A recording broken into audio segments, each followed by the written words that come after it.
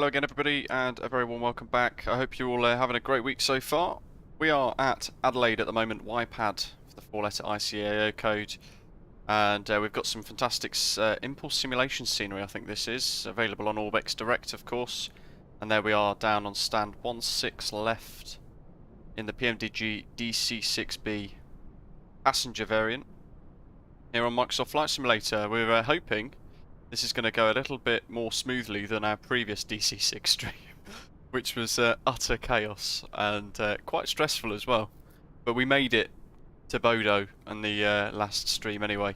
Today we're going to head across to Melbourne Essendon, the home of Orbex themselves, and we're going to check out from about 13,000 feet the new photogrammetry released recently by the Australia World Update here in Microsoft Flight Simulator. If you're new to the channel, perhaps tuning in for the very first time, then a very warm welcome on board. Please do hit that big shiny red subscribe button down below. And while you're here, I'd love it if you give the live stream a thumbs up as well. Give it a little like. Now, I'm not the best at this, flying the DC6. It is quite a niche aircraft to handle, but I do like the challenge and always like to give something a go. An incredible livery available on the PMDG Operations Centre as well, and recently that operations center has just been updated, so you have to uninstall all of your liveries that you've installed using the OC2 client that PMDG have got. Then you update the actual OC2 system, the program, and then you can put all of your liveries back in again, and that is going to be something useful they've sorted out prior to the upcoming 737 release in the near future, whenever that may be. Gauge Central squiggly indeed. Ashley, hello to you, welcome, and thank you Ashley for planning the route today as well. I'm using your handy PDF document there.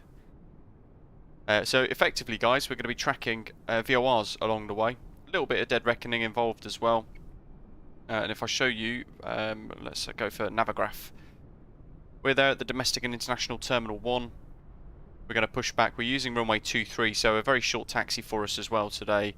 On this occasion, we're then going to do the Adelaide 4 departure, so it's going to be fly runway heading at or above 600 feet and passing 1 DME southwest turn to assigned heading or track.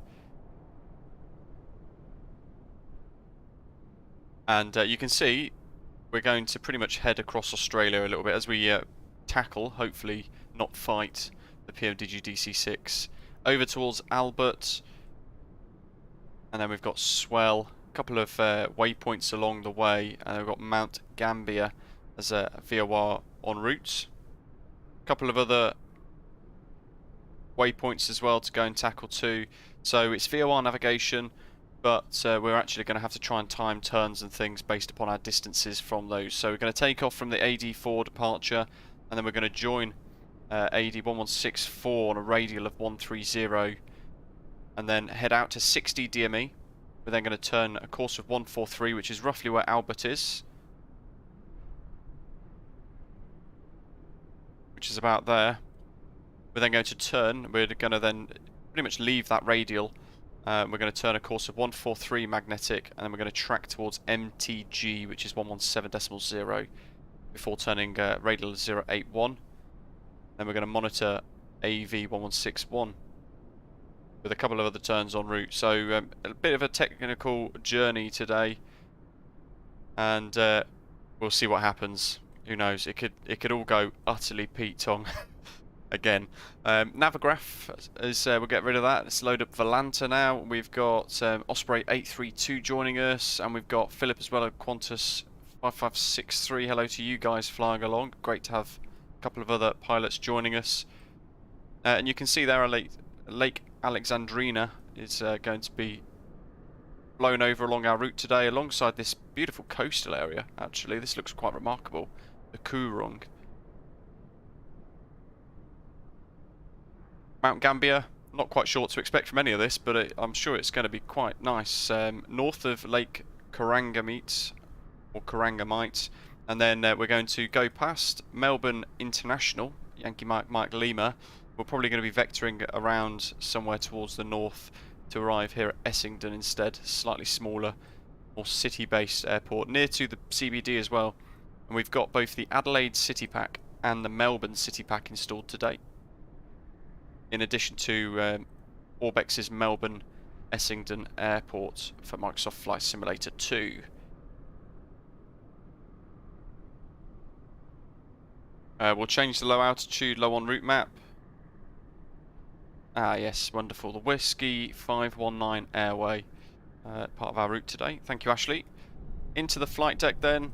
I've noticed my frames are a little bit rubbish today, and I've updated the latest NVIDIA driver, so I'm hoping that's not going to cause us problems. Cockpit pre-flight.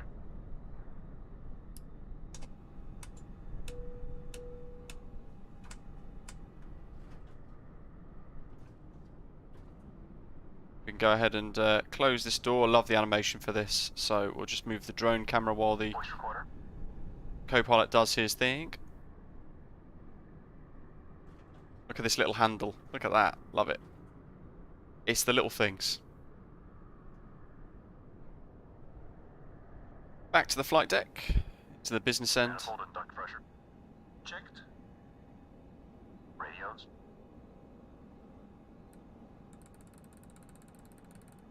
I've set a couple of Checked. custom views to try and hopefully make things a bit easier. Doors and hatches.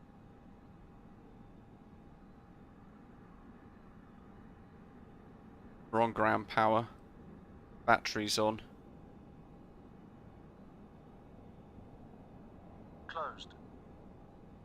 Door warning lights. So what you want to do is let him do his stuff, because Pins. it makes things a lot easier for us. Removed. 3 on board. Seat belts and pedals. Adjusted. Throttles. Set to idle. Propellers. Forward and 3.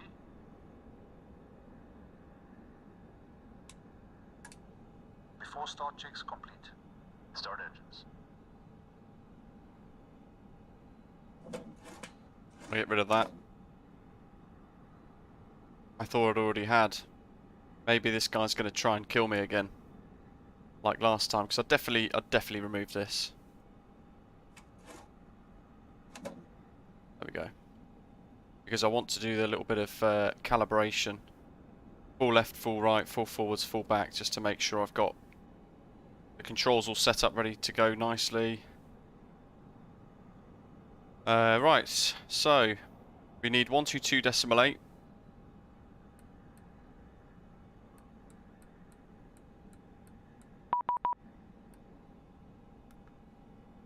Is this? Let me guess. Is it Wesley? Yep. You're not joining us today, Wesley.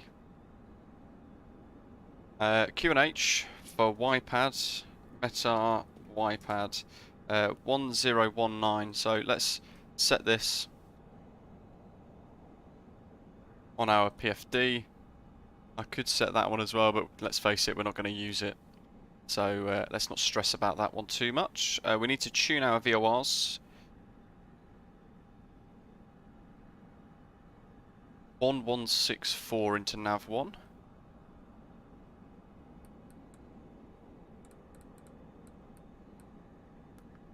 And then 1170 for the next one. Lovely stuff, they're both ready. Quick look-see around. I mean, the other two are in jets. We're going to be miles behind those guys. Oh well, love it. Position lights, let's just get that onto steady. Although, I think from memory it's got that straighting bug, hasn't it? Are they on? Now they are. So you've got to click L for some reason. Not quite sure when that bug got introduced, but we noticed it last time we were here. Wow, what the heck.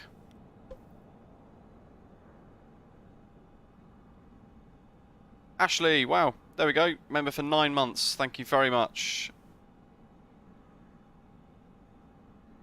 Let's hope, David, yeah, good afternoon. Let's hope the AFE doesn't get grumpy today. Dirty 2 joining for Takeoff. Don't have the DC6. Fancied a trip down to Hobart. You know what? That was one of the other route options that we were going to use today, and we decided to give this one a go instead. Oh, you know what I need to do? I need to check our fuel loads because I don't want to run out of fuel. That'll be the next thing, won't it? 3128. I mean, we're literally, I think, full there.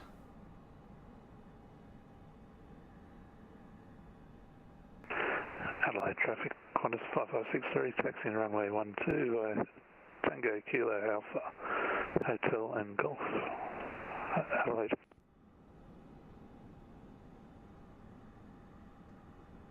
£7054. I'll do 9,300 because I know what I'm like. Pretty terrible. Put a bit of baggage in. A couple of passengers as well.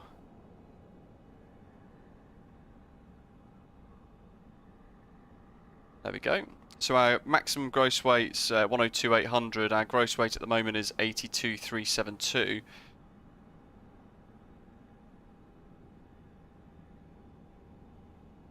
So V1. God, I can't remember what SL2 and things like that mean now. 83 knots. We'll probably go for 84 knots. 85 knots is probably the safer margin. Where's my pen? 85.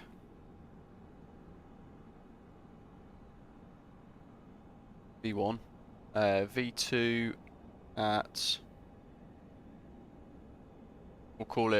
We'll just call it 104. We'll use the upper tier for that one. V2. And then we've got landing data here as well for our approaches. When we get nearer to the arrival, are we going to conflict by pushing back now?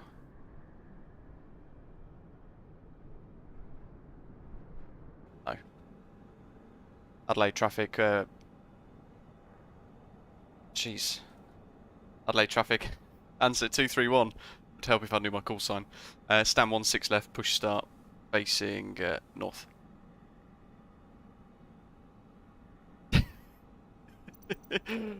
Oh dear. Set the tone for the stream, eh?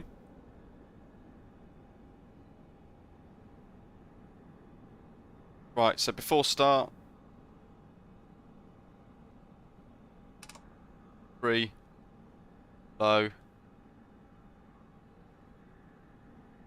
Oh, for goodness sake. I always find these city packs just destroy. You know what? I'm just going to do that because that's easier. I find that they destroy my frames, especially in this such a complex aircraft as well. Let's go. 3, Waiting for 12.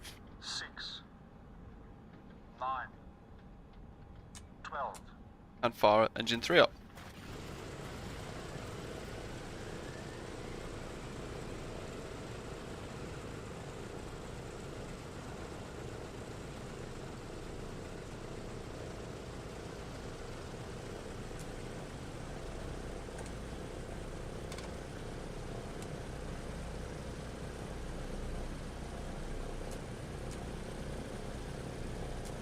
Let's do engine 2. 3, 6, 9, 12.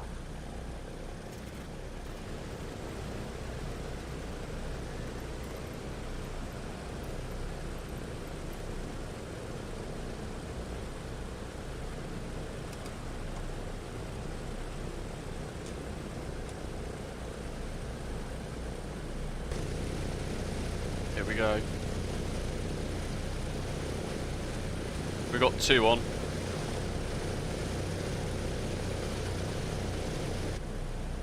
Now we'll go for engine 4.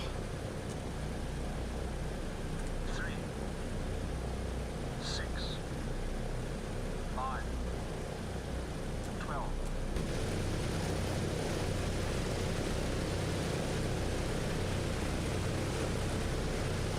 That's going to sort itself out in a little while.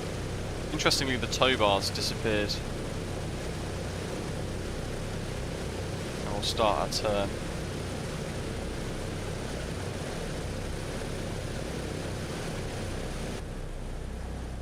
Do we want both? One, low, go. 3, 6, 5, 12.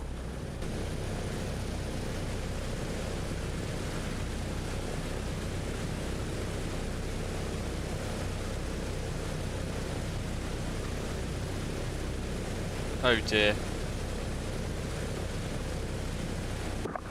Adelaide traffic, Qantas 5563. Ian's just saying that the impulse simulations have had issues For departure to the south. with the Adelaide scenery. Good grief, let's hope not.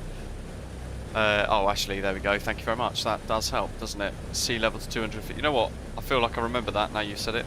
Airport elevation here at Adelaide. Where is it? 20 feet, lovely. So it would be SL2. Back to training, David. That is all of that done, so I can turn the starter doobies off, and then after start checks, Selected bus bumps. let's pop that window closed. Battery switch. There goes the Generators and slight decrease. Look at that rumbling panel, it's fantastic. I do love this DC6. Wish I could fly it better. ground power. Removed. Sam, hello to you, welcome. After start checks. Toolbar pushback, Aaron, for pushback. 32 had an abortive attempt at flying from the UK to Australia last night. Good grief, that's far too long for me. Peter, good afternoon, hello to you. Philip's in the Cessna Caravans trying to get out ahead. Ah, I did see that actually. This is Asath Microsoft Flight Simulator. Traffic, Qantas 5563 is airborne, passing 700. Adelaide traffic, Ansett 231 is taxiing to Hold Point Bravo 2, runway 23 via Tango and Bravo. Okay, so now, before takeoff, departure checks, because the runway is there. Boost pumps on low. Fuel selector and crossfeed. Main tanks and crossfeed off. Autopilot and carb heat. Off and cold. Hydraulic system. Down, forward, pressure and quantity check. No auto Okay. feather yet. Good grief, this performance of this scenery is awful.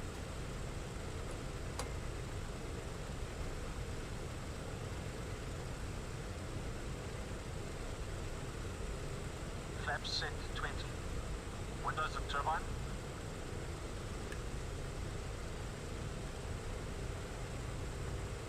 Yeah, the panel always rumbles. You see it just floating away there. Although when it's violently shaking, we'll go through that power setting in a second. Actually, you can. This advises you shouldn't, like saying there, you shouldn't run the engine in that RPM range because it shreds it. Mixture and cowl flaps. Reach unlocked. Set. Transponder. What's Alt 2? Probably not ideal having that one as Alt 2. I want this as Alt 2.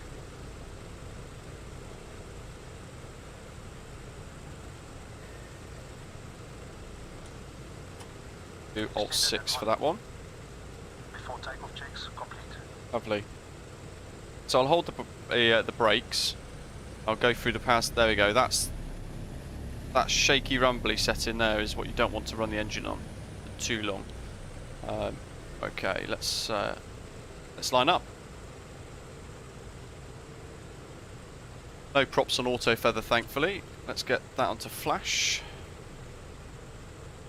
How fast can the aircraft fly? 250 or so knots, I think, isn't it?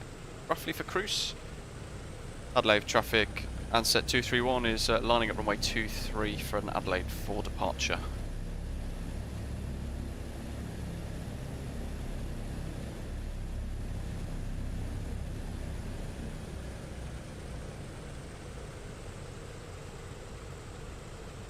We can move that down out the way slightly. And we've got the lights, landing lights and things all switched on. as we line up with the old girl.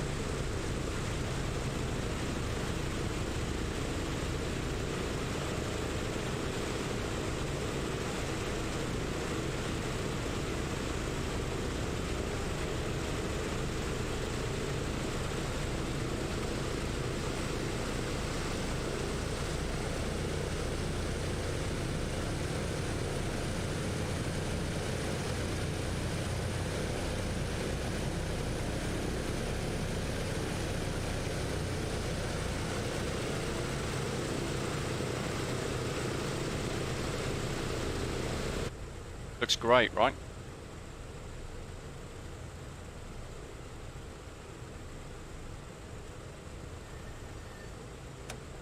The only thing I do want to do is... oh, where is it? Where is it? Where is it? Engine instruments. No, I want...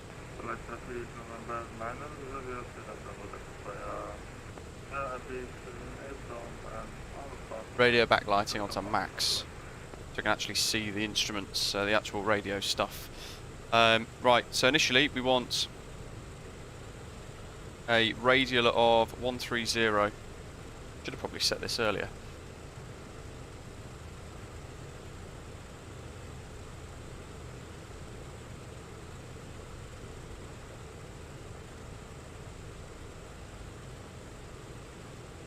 And go for a wet departure. Water injection.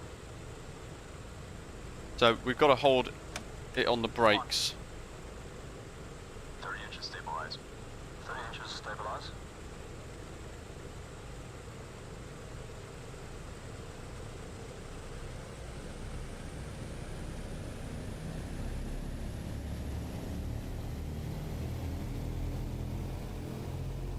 Adelaide traffic, Ansett 231 is taking off. 30 inches stabilized. Cal flaps. Cal flaps. Cal flaps set. Full power, please. Going full power. And brakes off. Speed's alive already. That's more like it. And we're accelerating quicker than the last time we flew this as well. Oh, I don't know what went wrong last time, it was just horrendous. Full power set. Great fun though. Coming up to 80 now, and we want 85 knots, which is around about now for V1.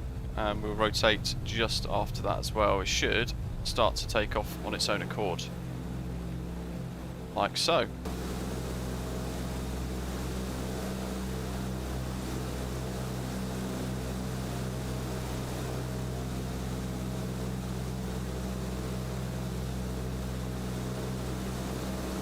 Make sure we're going back on track there. Accelerating away. Data back in time. Let the fun begin. Fun, aka chaos. Adelaide traffic Osprey 532 taxiing into position behind the departing DC6 for runway 23 Adelaide traffic. And we're heading off down the coast. Look at this. Wonderful.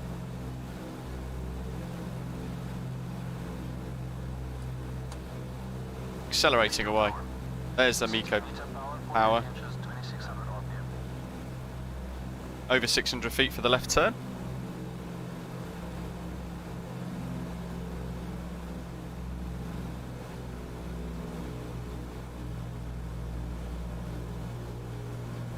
Adelaide traffic Osprey 532 holding position runway 23 for separation. Adelaide traffic. Here we go.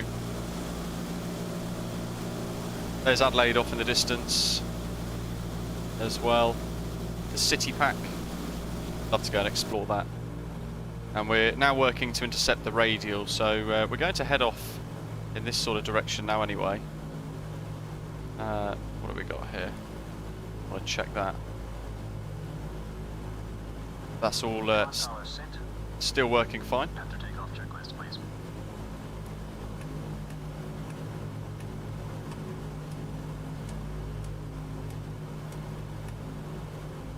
After takeoff checks complete.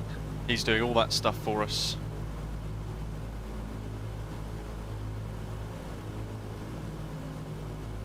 And manually flying this for the time being. Because, why not?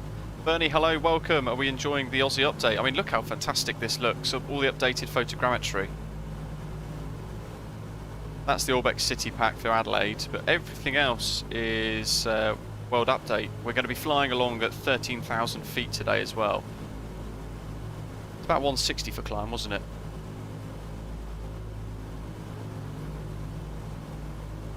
We should very nearly be intercepting that OBS, or the outbound radial. In fact, there it goes, it's turning.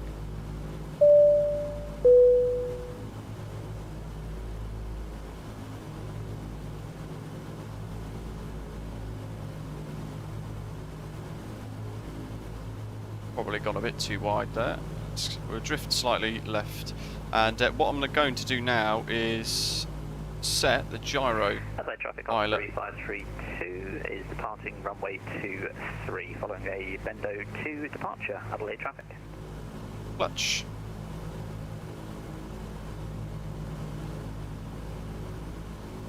Come left slightly. We want to try and get that needle in the centre. Give me shelter. Hello to you. Hijack your son's Google login again. First BA 747 took to Australia was Melbourne via Singapore. First took delivery of the 400s. Went to see Far Lap Racehorse in the museum. Fantastic. Did you by any chance see the route that we did? I think your son requested it on your behalf a little while ago. We did the Cape Town flight the other day in the 747-8. Hopefully you saw that.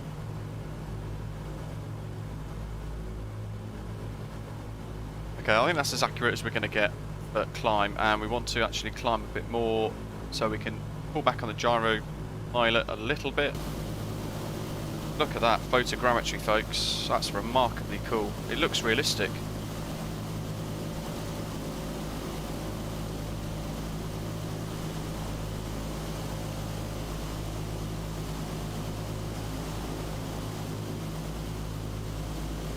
Live weather, of course, not necessarily live time though, because it's pitch black at the moment.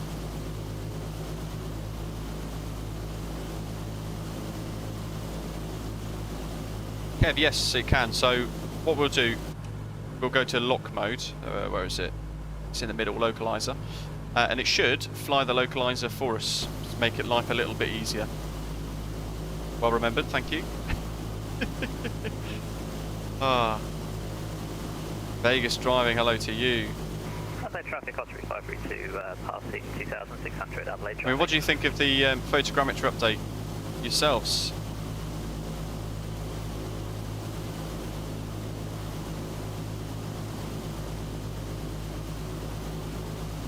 Give me shelter, you're most welcome.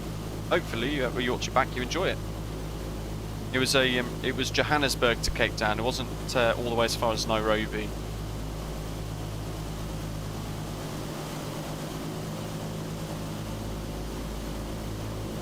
Oh, this photogrammetry is remarkable, isn't it? Back in the flight deck, 6,000 feet, so 7 to go. And of course we can enjoy that window view too. Lambayan, hello to you, welcome. So this should fly 130 quite nicely for us.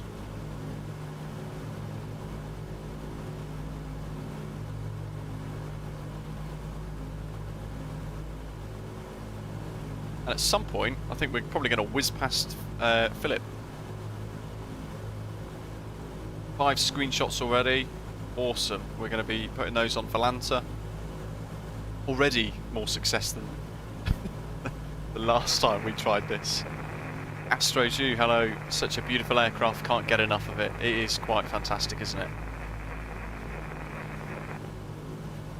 So down here, that's our little box. Little Bendix King DME, and we know that we need to fly this radial of 130 until 60 DME. So that clock is increasing all the time. When we get to 60, we need to then turn a course of 143 with a magnetic sort of track to MTG, which is 1170, and I don't know if that's going to be in range or not, so we're going to have to try and do a little bit of early navigation, I suppose.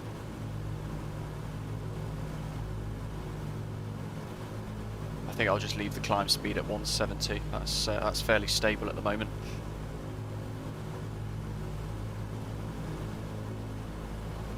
Bernie, your house looks amazing hovering at 200 feet. Such a great job. Took my wife for a joyride around our old hometown in Townsville, and it blew her mind. That's fantastic. That's great to hear. Astrodew, I can't do the 2nd of April, sadly. I'd love to do Across the Pond westbound, but I'm actually in Edinburgh for that weekend. J-Bay, yes. No artificial flight engineer trying to wipe us out as we climb away. It's actually, this is how I remember flying it. It's just really enjoyable. Fantastic artificial flight engineer as well, helping us throughout, dealing with the majority of the tasks, so it leaves us more time to enjoy this. It's the photogrammetry is remarkably cool. I mean, look at that.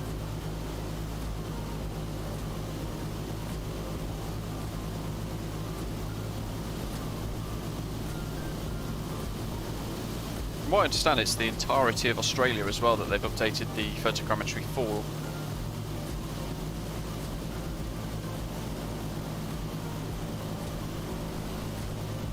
Made all the better flying around in this retro bird.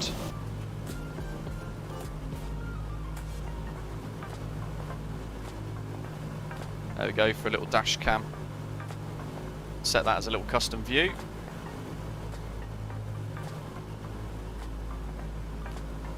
Philip can see our lights, fantastic. Where are you?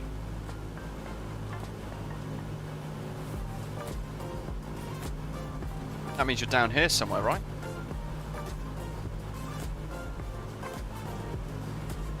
If only we had TCAS.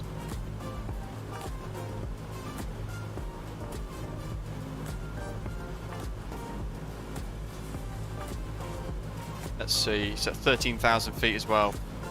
Oh, okay, so actually he's above us. What's our altitude doing? 10,000.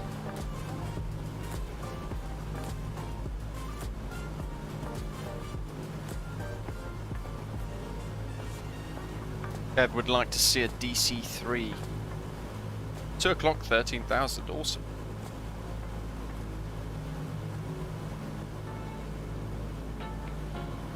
Which means you're kind of... Ah, there you are. Just see him flashing away in the distance. Hopefully you guys can see that on your screens. 25 on the DME.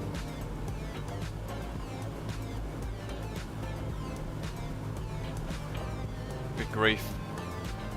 Picked that wrong, didn't I?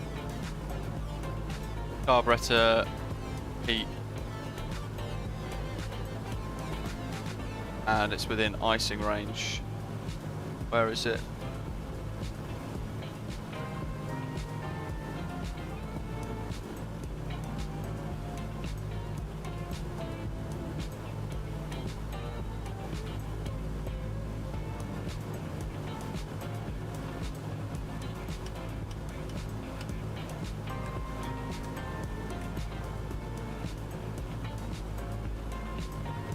Where is the air temperature? It's down here somewhere, isn't it?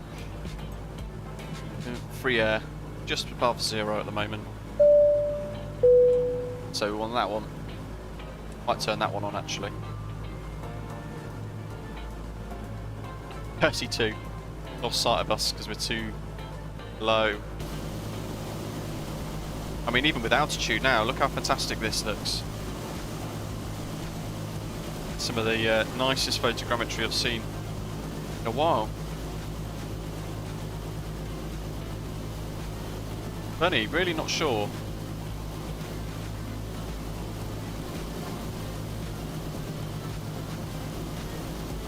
Oh, look at that for a coast.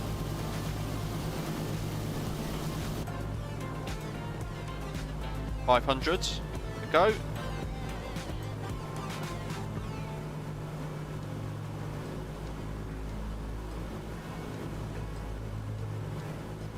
Would help if I set the QNH 1013 as well. I'm actually going to come off the climb a little bit here.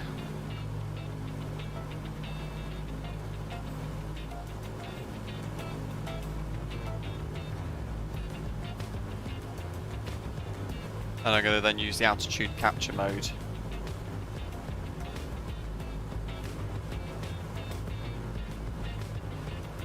$200.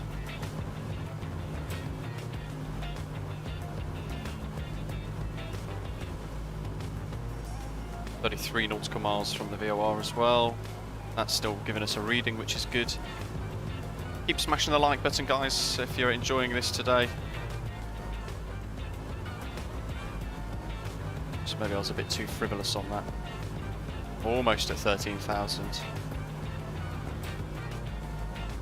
We'll let it go just beyond that.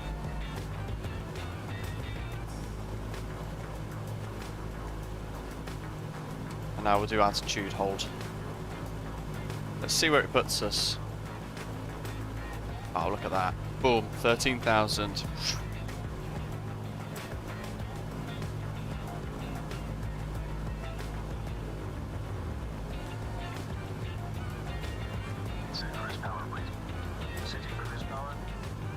Gotta watch these engine stresses and things. Max, hello to you. Flight engineer's doing his thing. There's Phil. Just there. And I've hit the wrong button with my fat fingers.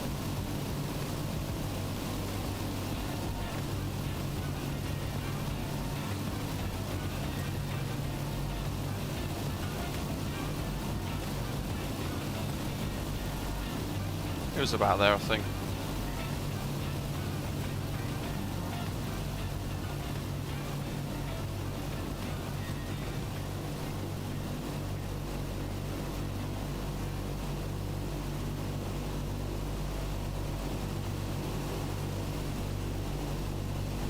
Oh, look at this remarkable coastline. Dan, looks really good. It's not photogrammetry though, it's 3D scanning of buildings. They only do that for major cities. I think you mean the updates to the satellite imagery. Yeah. Indeed.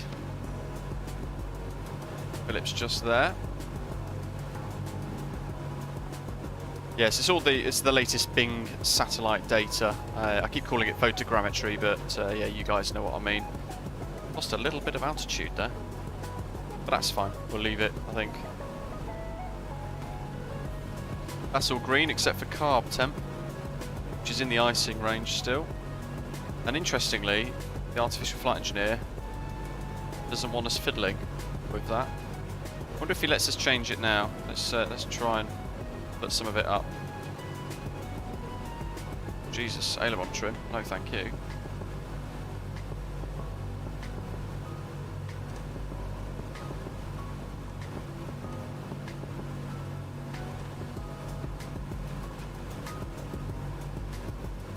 That's interesting. So now he's reset it slightly.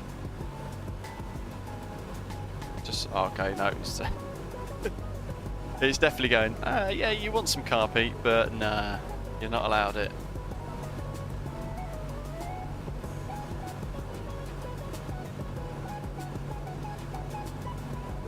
I might turn him off now because we don't really need him, and then we can use that just to bring some carb heat in.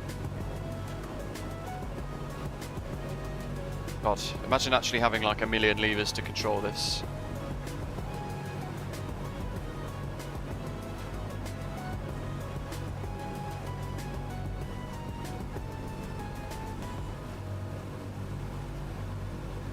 Ideally, I want these all level. Thankfully, the mouse wheel can be scrolled to kind of get that same level. And you can see now the carb air is going green. All three actually, in fact, which is good. So that should translate to there, and it's given us all the greens. Lovely. We can hide that out the way slightly. Calvin, do we have working beacon and strobes? Yeah, we do, but even if we turn them on, we have to then click the L button to actually initiate them, which is a bit weird.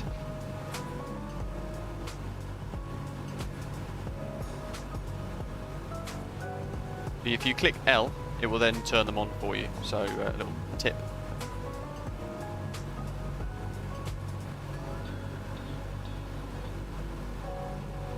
It'd be nice to have them bound together, wouldn't it, Astruju? I guess the difficulty there is the fact that each one might need specific things doing to it at different phases of flight.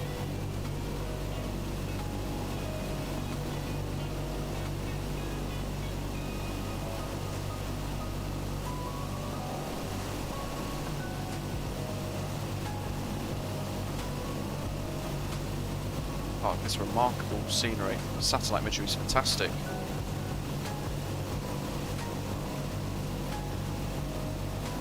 If you want to get your hands on some of our little Australian flag merchandise with a little bit of a channel logo fitted in somewhere, then take a little look. We've got the Australian flag laser cut sticker showcased in the live chat at the moment. But we've got phone cases and all that sort of stuff with the Australian flag printed onto it as well, in addition to the phone grip. So do check out our merchandise store. There's loads of cool stuff on there, and some really unique ways to support the channel, support the stream. And if you've not checked our website out yet, head to britishavgeek.com and you can find all our liveries, tutorials and various other content on the website there as well. So do check that out. Hopefully you guys like it. Probably have to do a little DME sit rep. Oh, that looks fantastic through the window, doesn't it? Flick back over here, and oh, look at that! It's 58 nautical miles. So we're still tracking it.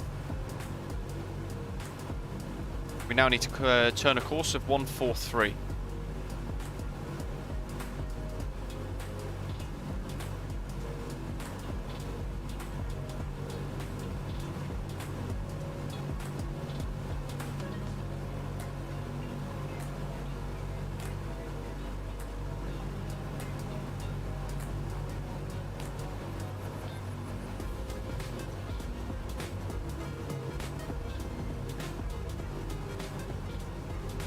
Which is about there.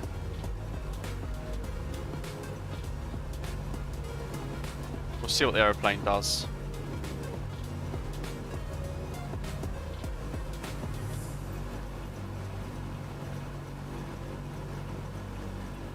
(1170). Oh wow, we're actually tracking that already. Wonderful. Well, that helps.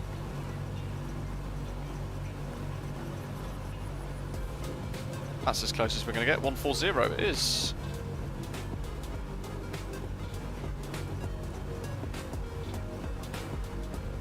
It's probably going to need a few minutes just to work out what it wants to give us. Let's check our engine T's and P's.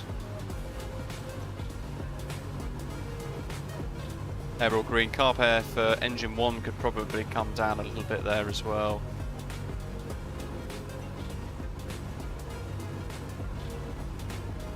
So I'll just do one little click on the mouse wheel. Ideally we could try and level those out. Not going to chase it too much. As long as it's in the green band, then that'll be fine. We'll check 1170 is the correct frequency there.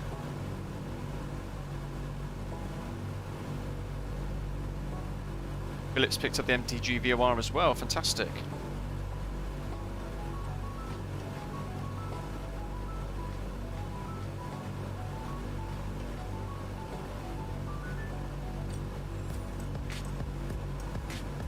(1170).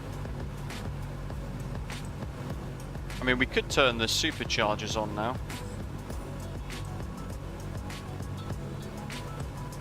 But we're low altitude, so we don't really need them. We can just leave everything set as it is without risking breaking the aircraft.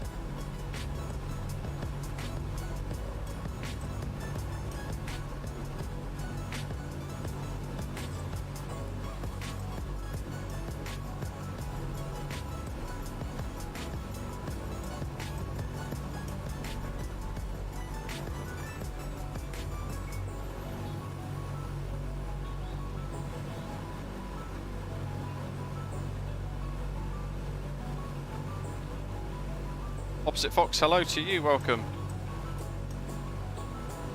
That doesn't look right to me.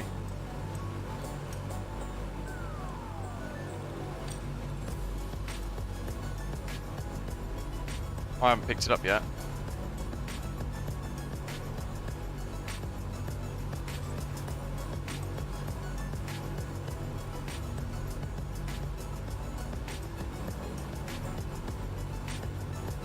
I've definitely not picked that up yet.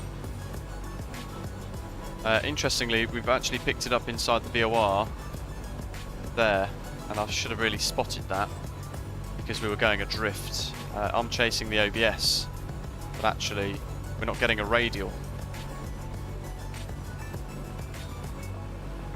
Hence why we've gone back to heading mode here. I'm going to try and steer us back onto the airway.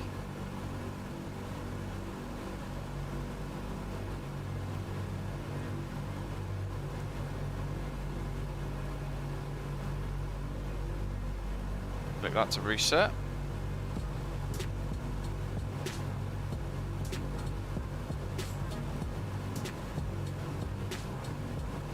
So we'll probably use heading mode for this little section here.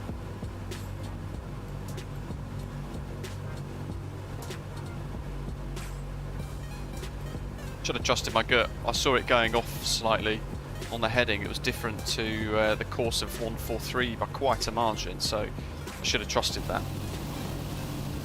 Works though, so we're now buzzing along the coast with this new satellite photogrammetry of the satellite data.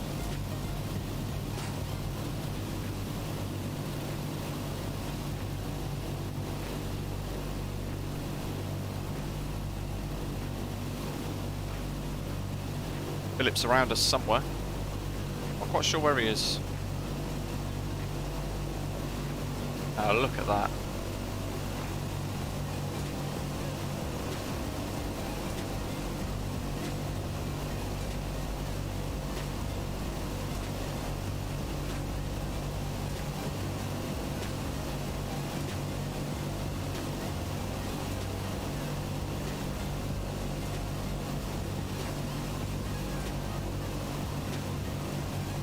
Three more screenshots for Valanta.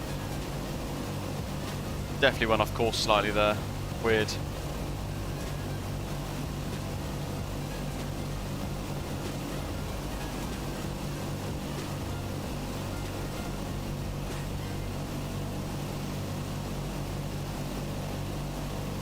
The main thing is, we've worked it out. Justin, does AIG model matching still work? The servers are down, so can't download it at present. Yeah, so that's the problem. If you've already got the package, great, but you will not be able to update anything because their servers have just died. It's something about JavaScript. Apparently the servers are now requiring JavaScript and they refuse to install it, saying that it's basically it makes it easier for their work to be hacked or stolen. I mean, they're a bit of a weird group, to be honest. They're the ones that tried to just obliterate FSLTL when they were trying to create their own package to compete with AIG. They got quite angry at that, and they destroyed FLAI in the process.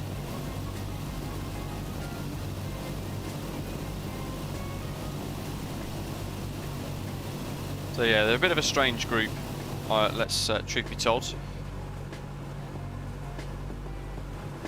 Try and get back on the turn here. Kind of back on Whiskey 519. Yeah, they're saying about middle of Feb. Whether it happens or not, I don't know. Is the honest answer.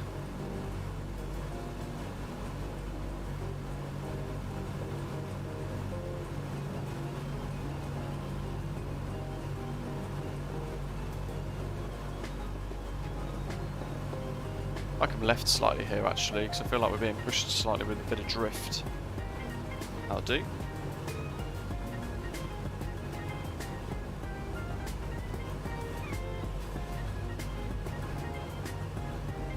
So now we can probably go back to localizer mode. And actually, that looks to be matching now. I say that, but then it's going off doing some wild stuff again.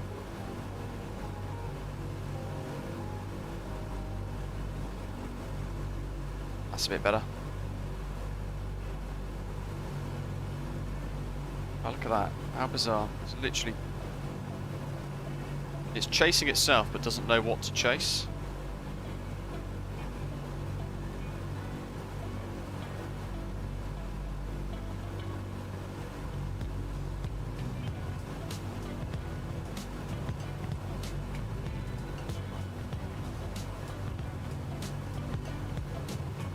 So heading mode it is for this one.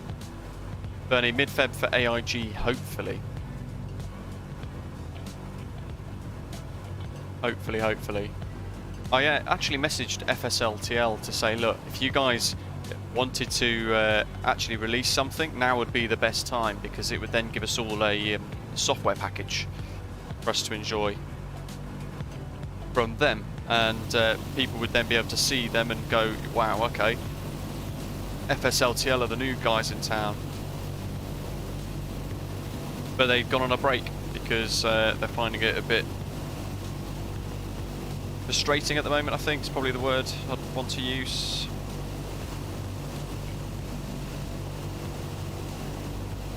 I mean, I'm surprised AIG haven't had their package put into a zip and ended up online on the internet somewhere, shared by some people. That is usually what happens with these packages once issues arise. Philip's around us somewhere, I think, unless he's behind now.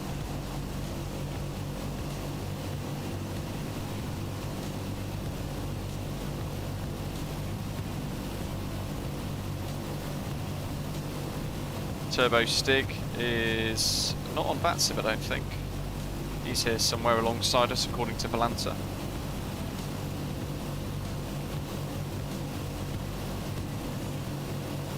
Oh, Reese, gutted. That's like the worst time to have that happen.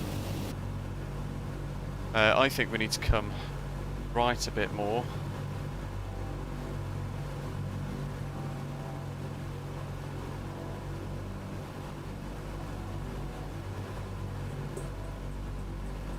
We'll just see how we go with that.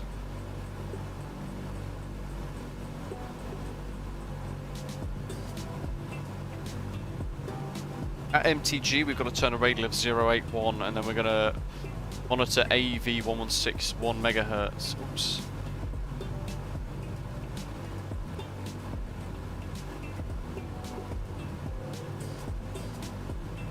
Now, I don't know if there's any NDBs or anything that could help us.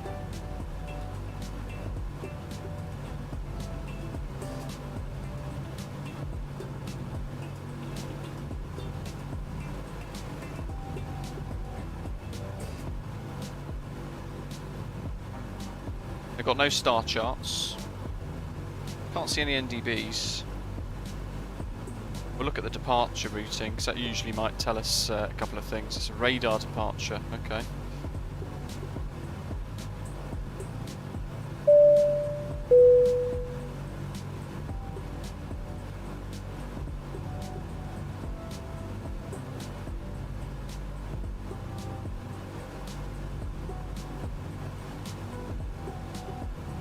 Options for the approach, we've got ILS or lock runway 26, RMP runway 26 or RMP runway 17. I think the winds are favouring a runway 17 approach at the moment into Melbourne Essendon.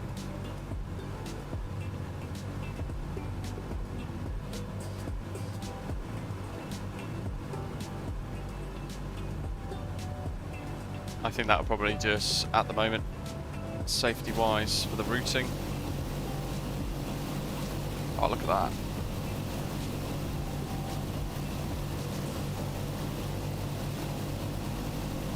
That's fantastic satellite imagery down below. Dirty2 is trying to decide between ILS Yankee or Zulu at Hobart. Any ideas what the Yankee or Zulu mean? What? Check your transitions to see how you're going to approach the arrival.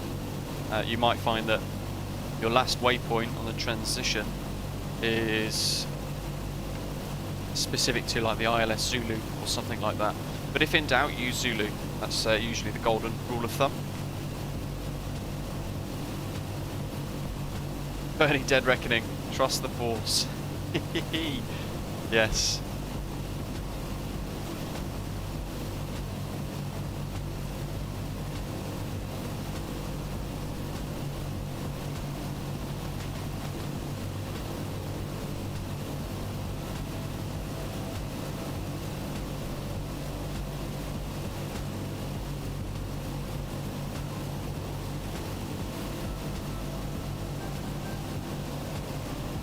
Dirty2 then, have a little look at the go-around procedures, the missed approach procedures between the ILS approaches. You'll find the ILS Yankee will have an entirely different missed approach procedure to the Zulu. One might be more appropriate to the aircraft you're using. Oh, look at that. That coastline looks fantastic, doesn't it?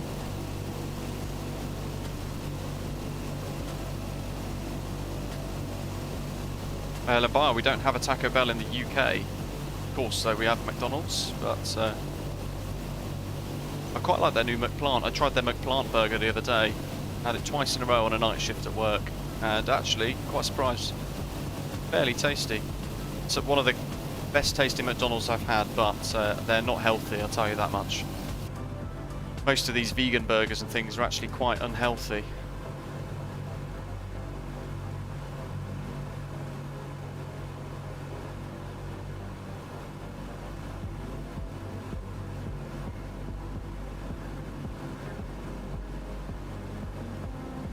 Look at that. Awesome.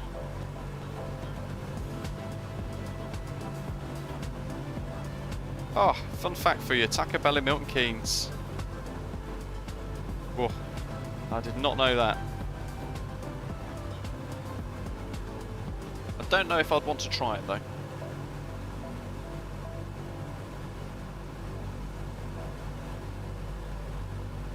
Wonderful little routing for this today.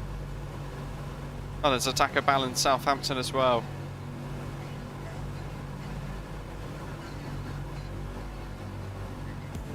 .9 stars on Google. Fantastic. Of course it's on Google.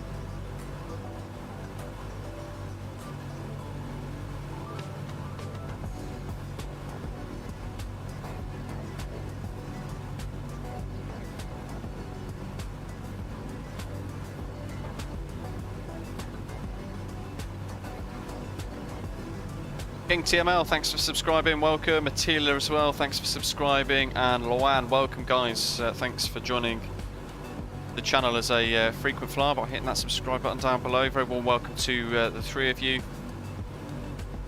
Keep your eye out over the next couple of weeks as well. We're actually in the process of planning a helicopter live stream using the high performance group helos, the H135, the H145, and we've got chap inside Discord, Helicopter Hugh, that's planning a route for us involving some scenery, creating almost like a mission in a way. So we're going to depart an airport and we've got a task in to go and complete that sort of stuff. It's going to be quite cool. Oh, got to make sure auto feather is switched off.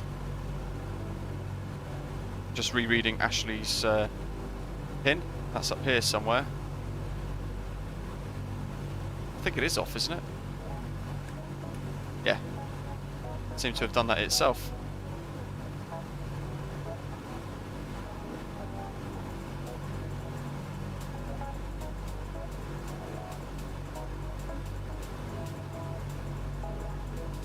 Reese, Postcon, does it have its own model matching? We're a decent radar client that can inject traffic into MSFS for tower cam controlling. I'm not sure about tower cam. That would be quite nice, wouldn't it? But model matching wise, you use the same files and the same VMRs that you use for VATSIM on Postcon, and it works absolutely fine still. Bernie's heard the Fenix A320 release date is in August. Where have you heard that? I haven't heard anything yet myself. Steve, after watching your Postcon video the other day, I am at present flying on Postcon whilst awaiting AIG traffic to come back for VATSIM. Steve, fantastic. Well, you can use AIG on Postcon as well. You just use the same VMR. Apple turnovers are nice. Doctor on board. Well, I'm going to plan self-vectoring towards the RMP for runway 17, but can't do RMP approaches in this because we haven't got GPS.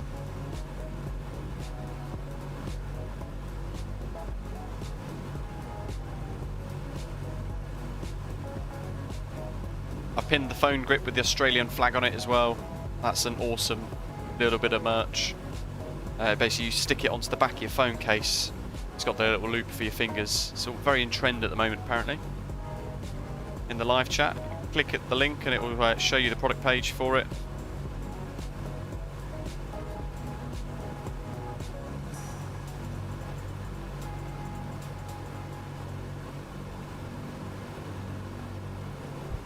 Rowie, PMDG, when is the next PMDG aircraft coming out? Hopefully some point in the near future. I think we're looking maybe 6 to 8 weeks.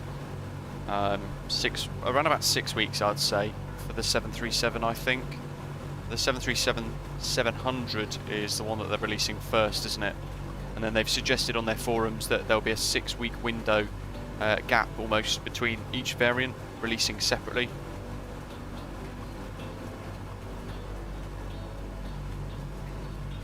Satellite data looks incredibly well detailed at flight level 130, really nice. Keep smashing that like button down below guys as well.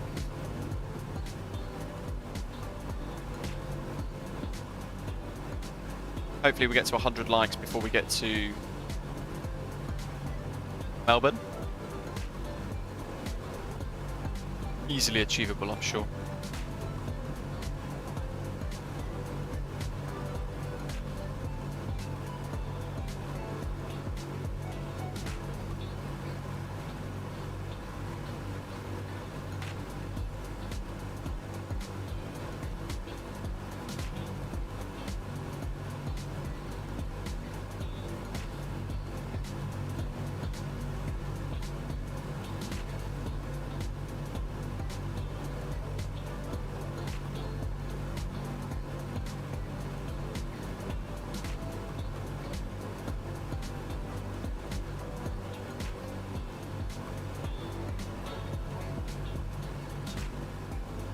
Very much looking forward to both actually.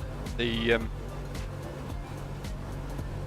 PMDG 737 and the Phoenix Simulations A320 for MSFS. Though I'm not in the beta. I'd love to have been trialling it and having a little go in the background.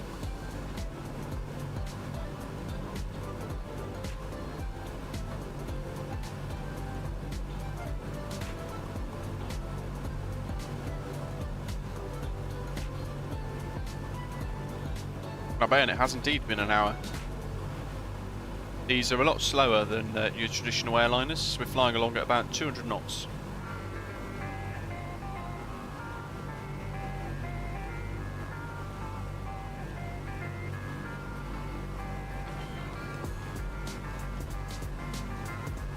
Do a little engine stress check and they're all green. Happy days.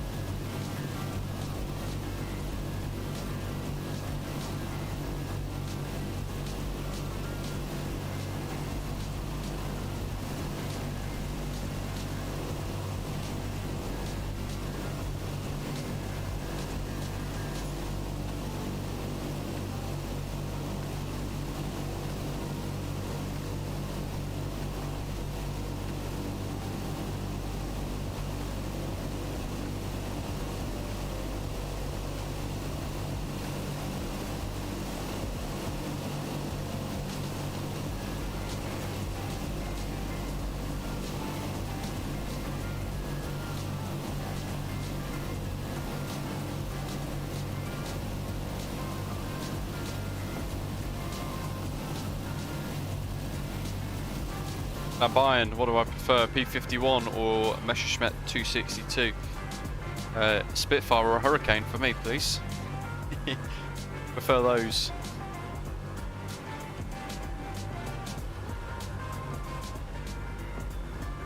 Great to see live weather working really well as well these days.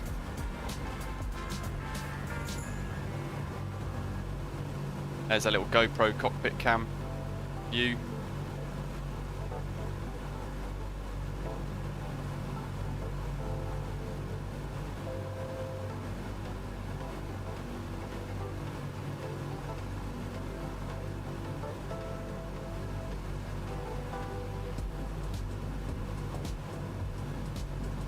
It's a shame we haven't got any ATIS that we can tune to for Melbourne Essendon.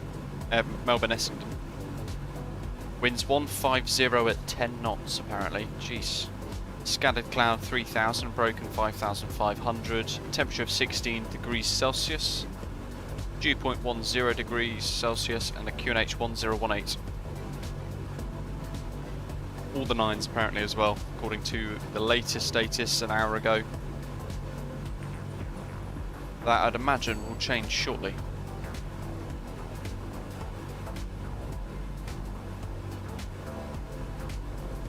Unless that's the last METAR for the evening, perhaps. And the airfield closes. There's every chance that's the case.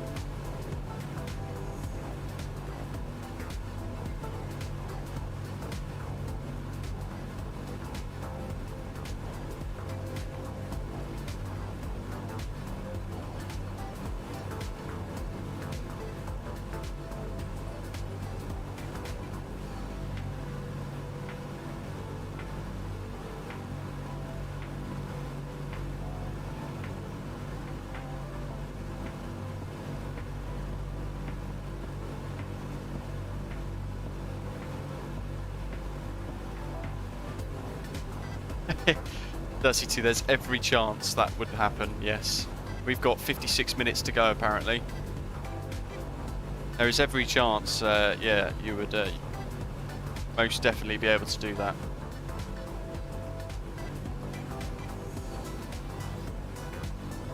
What do we want here?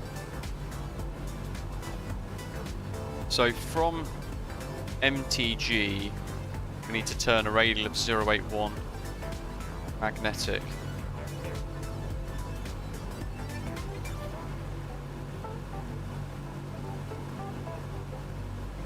I'm going to set that there as a little reminder for me.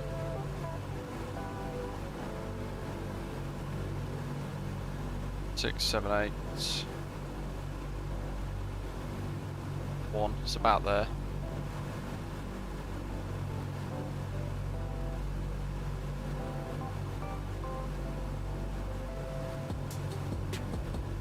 I mean, I don't want to jinx it, but we're having a much nicer time than our last attempt at this.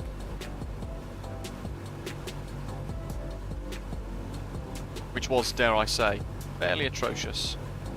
We need to come right slightly.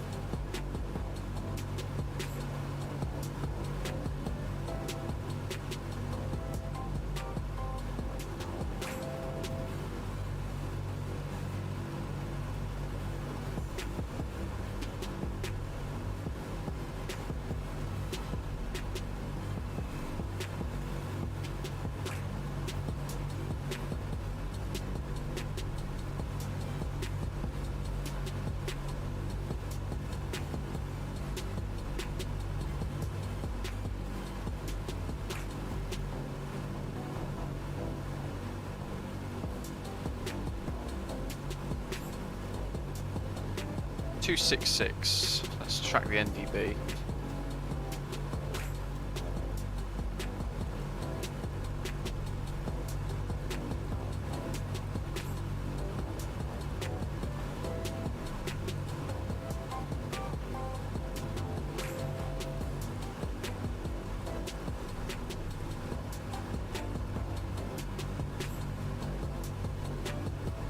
There goes the ADF. Okay, so it's telling us actually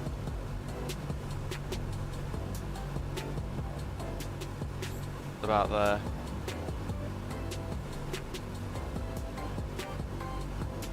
And I'm trying to take into account wind, having not actually worked that out myself yet.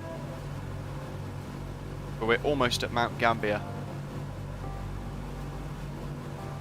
That'll probably do. It should be. I'd say on the nose through the cloud, so we can't actually see can't actually see it, can we? Fantastic.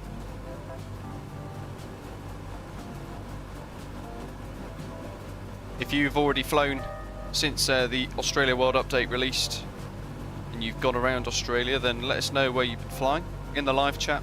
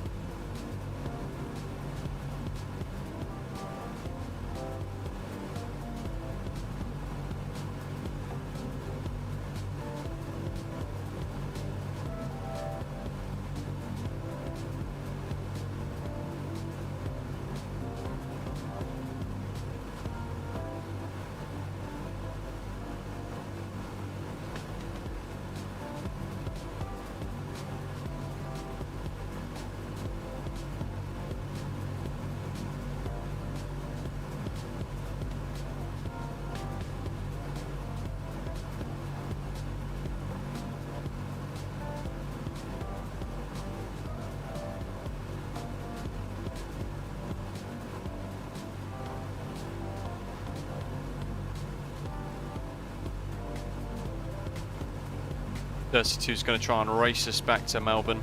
Make sure it's Melbourne Essendon that you're heading to, and not Melbourne International.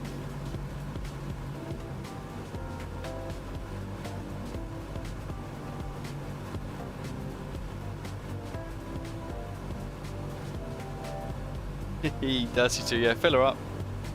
Osprey Airways, I'm sure will clear the check for the fuel.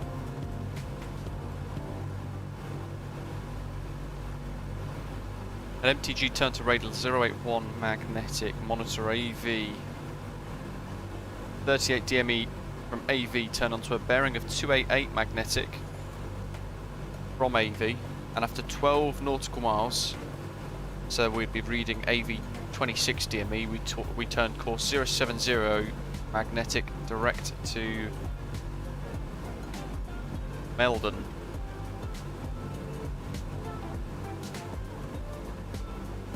Steve, does anyone have any information regarding when the AIG downloader will be back up and running? Sadly, no. They've suggested they need a bit of time, and it might be looking nearer towards middle of February as an estimate, but I don't know. I don't know really what to believe from them these days. I would imagine it might be a little bit after that. One of the reasons is because they've pretty much just said that they refuse to install JavaScript onto their system because they don't think it's secure enough, which is why their server's down at the moment, because they refuse to install the JavaScript. So they could fix it quite quickly by just enabling that, but they don't want to.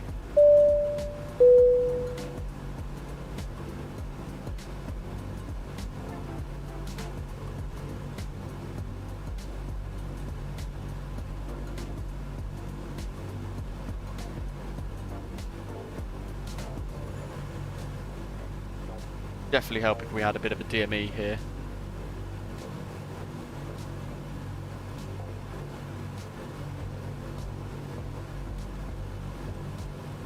Astro's Hughes loving the new Osprey liveries, looking more like a plausible airline. Great to hear. It's been rather enjoyable drawing them all up and getting all up and running. Reese is hoping for FSLTL to come soon. Let's hope. That'd be great, wouldn't it? We're looking for an airfield down here through the cloud.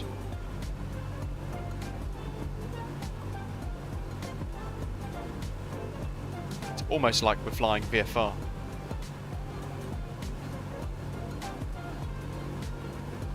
A lot of people have found the AIG installation process quite tedious, and that's understandable. A little shift here because we're getting close, so I just want to be a little bit more precise on the needle.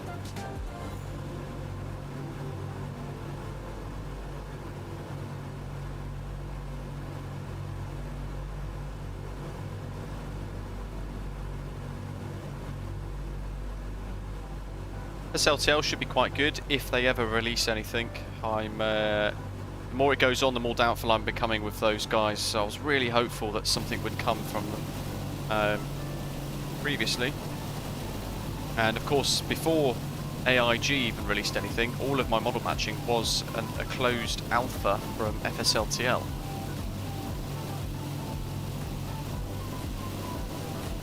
And ideally they'd release something ASAP. Yeah, their one-click installer's the biggest lie of it all really with AIG. It's about 300 clicks and 7 different websites. Kind of ruins the experience a little bit, doesn't it?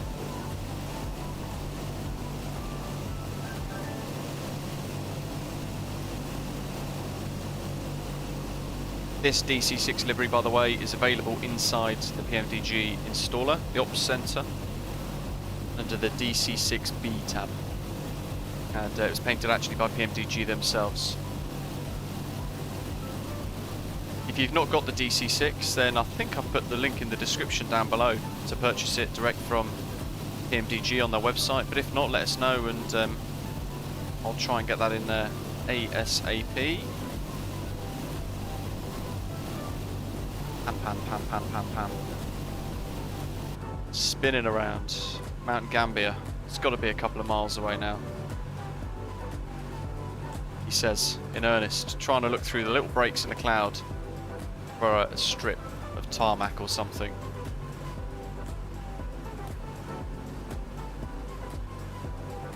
Nick Shan's loving the new Australia update. Just finished flying Sydney to Melbourne, hugging the coast the whole way in the Flying Iron Spitfire. Fantastic.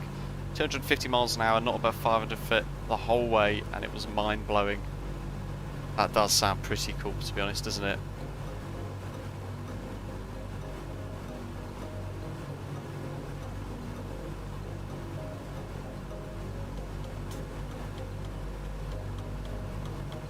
Avalon 1161.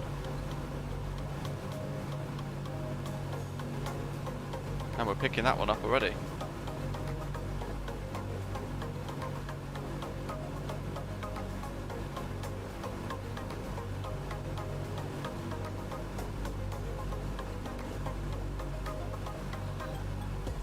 Okay, so this one's a bit more dead reckoning. We're not going direct to the VOR anymore. We've got to turn a magnetic radial of 081 degrees.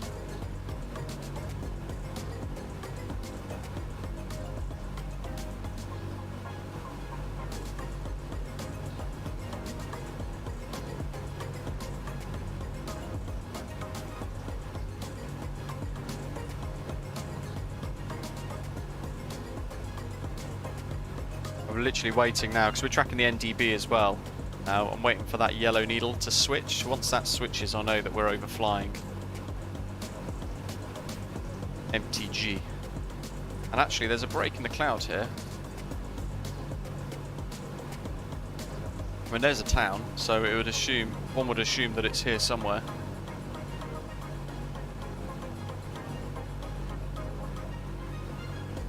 It's not in the most helpful position, that cloud, but if we go to the co-pilot site, we're basically looking for what looks like an airfield. Not sure if it's on that section or not. Mount Gambier. Apparently, we've just passed it. Yes, we have. Brilliant. So it didn't even shift. Better get turning.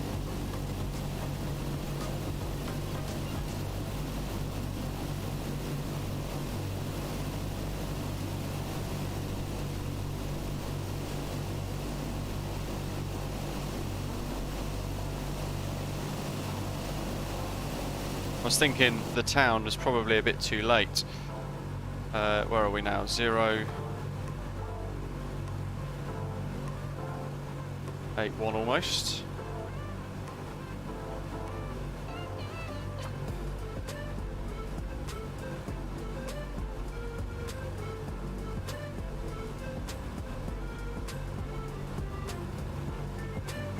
How on earth is Philip so far ahead? He's up here somewhere. In the C208. Oh, Jesus.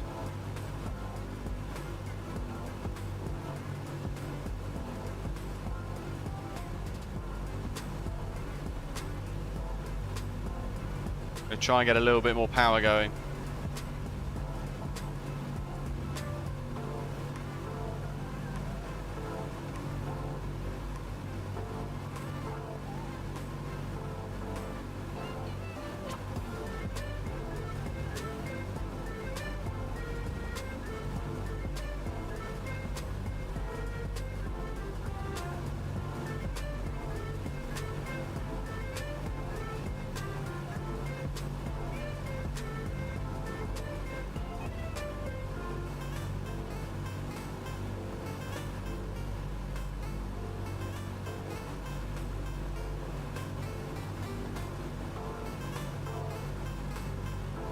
trying to fly outbound here, so that needle is on 081.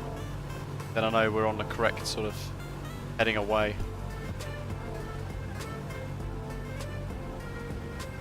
About there. Probably left a bit. Just to try and keep this a bit more precise. About there. We'll go a little bit quicker.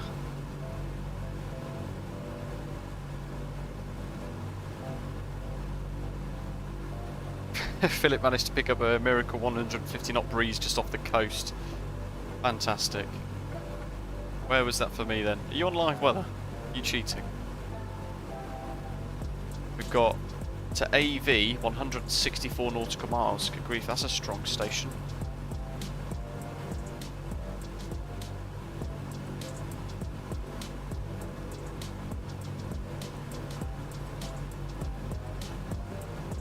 So we're going to fly until this says 38 DME. So once that says 38, or just before actually, we're going to be turning onto a bearing of 288 degrees magnetic.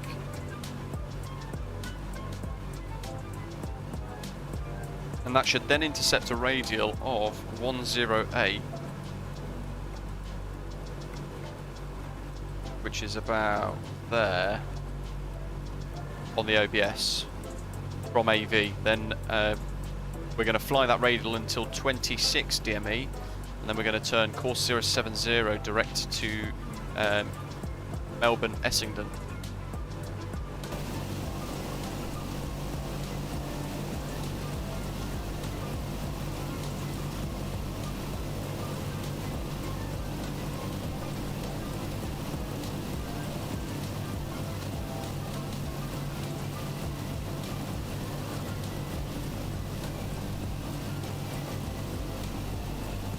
Ah, Philip, fair enough.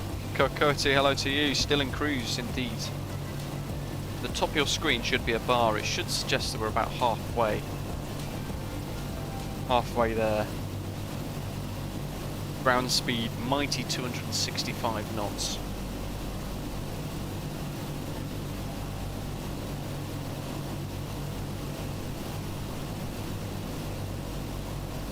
And Kokoti in Nigeria, hello to you, good afternoon. Thanks for tuning in, I hope you're well.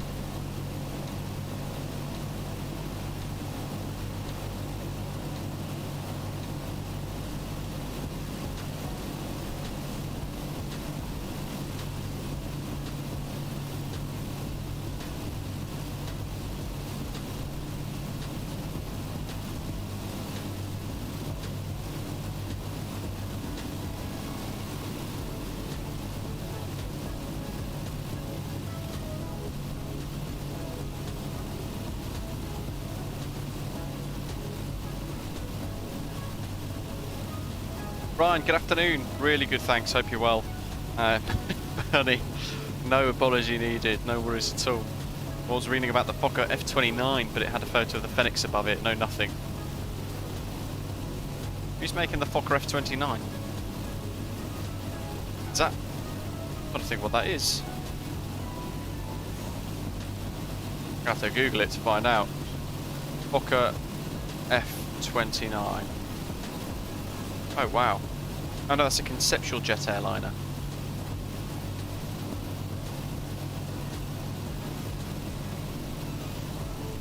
You don't mean the Fokker F28, do you?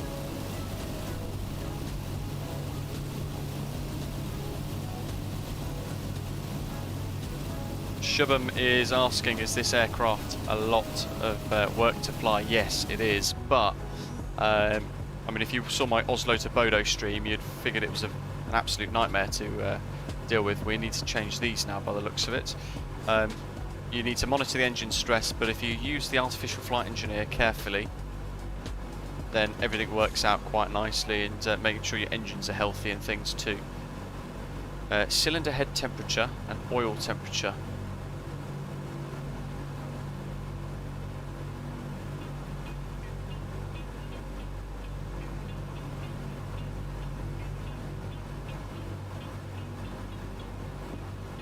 Alright, they're at yellow to be fair. How do we get that down?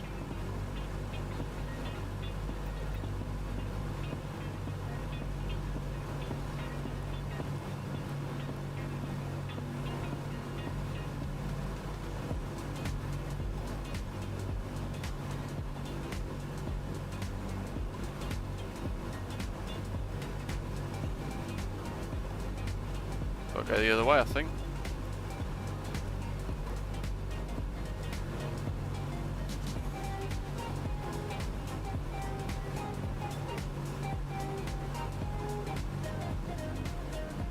Trying to think what else we need to do to reduce the cylinder head temperatures.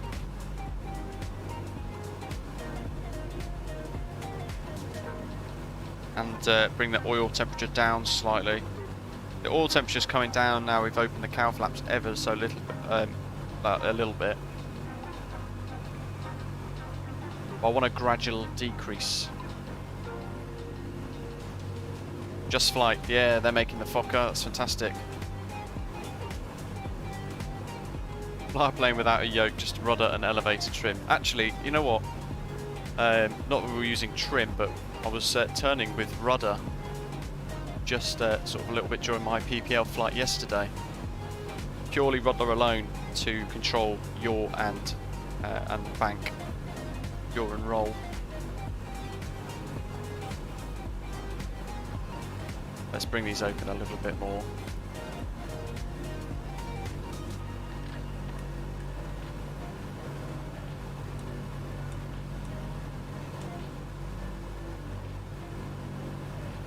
Dakota making you dizzy with so many dials. You know what? Part of it is using the artificial flight engineer to help you, but some of it, like this now, you've got to manage it yourself. But it's all a learning process, and that's the beauty of flight simulation as well. When he drifted.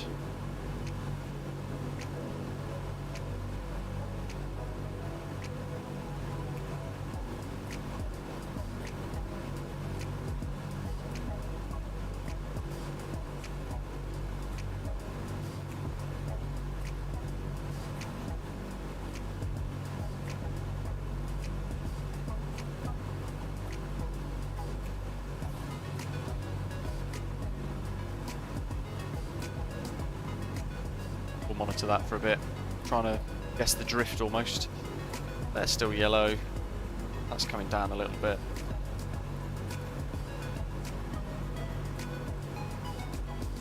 And you can see there the dial coming down really slowly. Oh, the BAE 146, that's going to be great from Just Flight as well. Really looking forward to that. It's nice having a really good blend of old school airliners and of course some of the newer things as well, the Airbus A320 from Phoenix as well. Casper, hello. Yeah, we've passed MTG. I think that's probably as good as we're going to get. They say moderate stress range, but I can't think of what else to do to... I don't know if there's anything up here that I can use.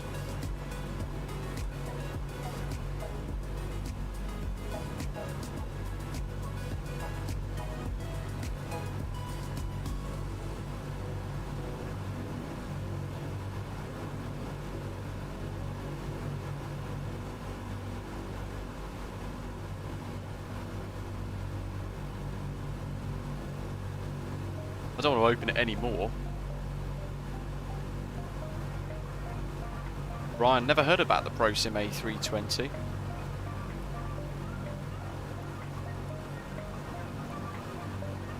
No water pressure. Yeah, good shout. We don't actually, do we? 1, 2 and 4. Not sure why that's the case. But we've got no engine stress visualization. CHT is going green slowly now, look. Inside maintenance. Anti-ice fluid quantity could be topped up, look, and water alcohol quantity. We can top them up on the fly like so. And then, bingo, water pressure. Is ProSim's A320 something to do with MSFS?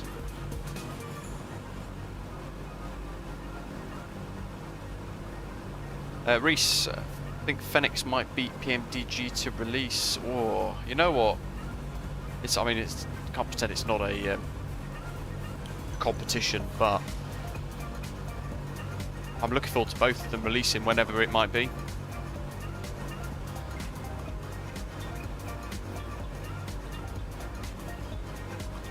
Make a compilation, you'll have no water pressure, you will overheat soon. So when we depart, let's see actually if I can bring it up here. We used the artificial flight engineer for those of you who are watching at takeoff, and we had two options for departure, dry and wet. And wet is the one where it injects water into the engines, and it basically apparently gives us more power. Not quite sure exactly how it all works, but we don't need it at the moment. Oh, there we go. As Reese is saying there as well, the water pressure is just for wet takeoff, not needed at any other point in flight. Add auxiliary oil to cool the oil temperature. That is, ooh, I'm going to say it's up here somewhere.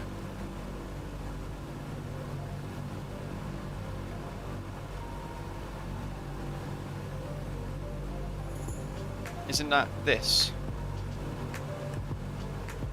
I'll do 1 and 3 in case I click the wrong things. Eddie, yeah, it's live weather.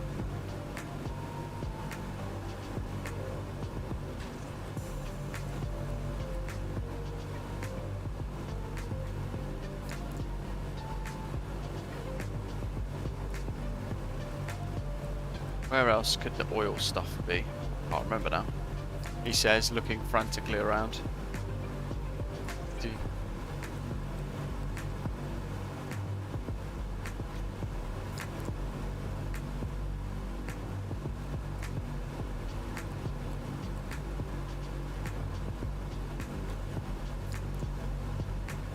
Unless it's an auxiliary blower, but that doesn't sound like it's anything to do with oil.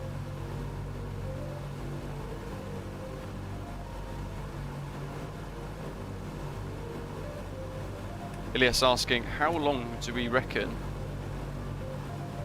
Up and oh yes, there we go. It's literally right there, isn't it? That. Oh. Let's do the inbound tanks first. Let's see what happens.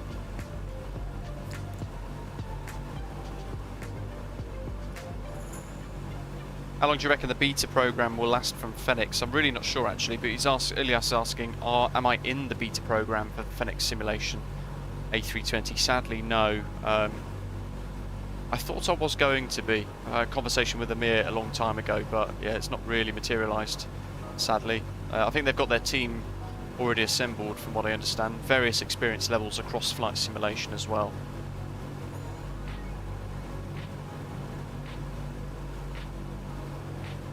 Where's that switch?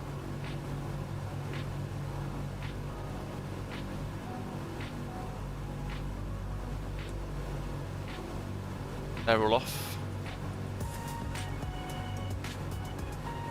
Blue lights mean the water injection is active. Where is that? So what do blue lights mean when lit near the fuel tank switches? These four.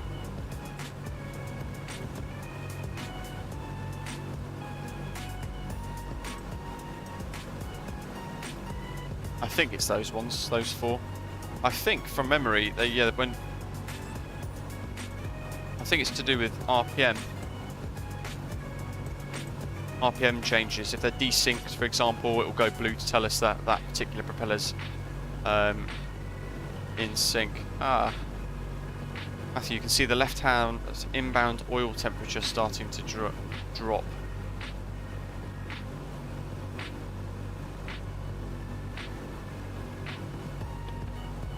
Oh yeah.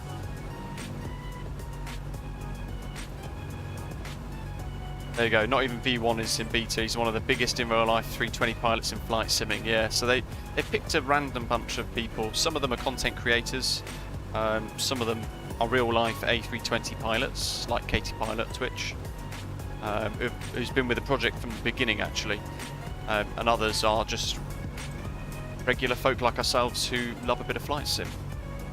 Yeah, oil temperature for the right inboard's going down now.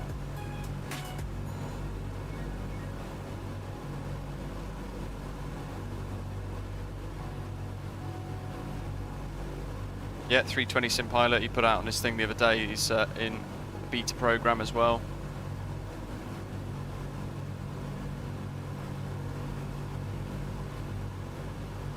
I'd love to have been involved. Goes without saying. I'm sure most of us would have done. I'd have absolutely loved to be part of the beta program. But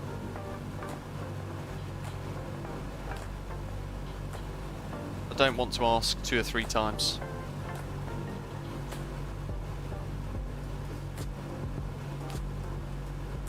Do a speed run. Don't even know what that is.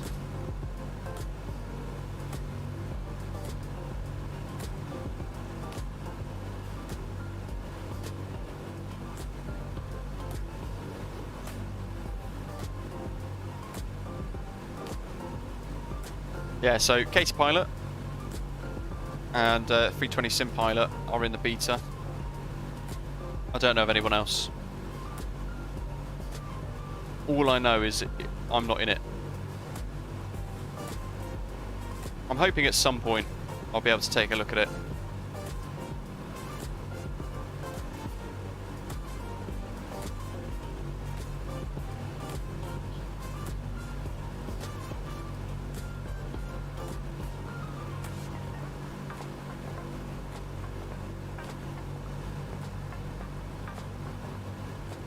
Who knows? Maybe they need a bit of pressure. Oh yeah, Black Box, that's it. I think he was in the original, wasn't he? He was one of the original, Katie Pilot, Chewy, one of the original folk that were getting in on the beta and everything. Ilias, I would love to see PMDG release in February. Right hand outboard, what's doing on the stress visualizer now? Actually, that's gone green. So let's do the inboards. Look at this, I'm having to manage things I've never managed before in the DC6. And all the while, hoping I don't drift off track. Dan. Ah, dear. You know what, I'd like to think I'm not too bad at the A320. Or the CRJ.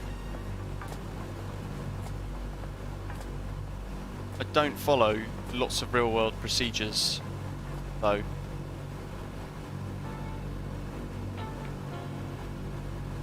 But not everybody does, so the add-ons have to be balanced for most of the market, don't they? Fuel flow in engine 1 looks a bit higher. I can't work out why.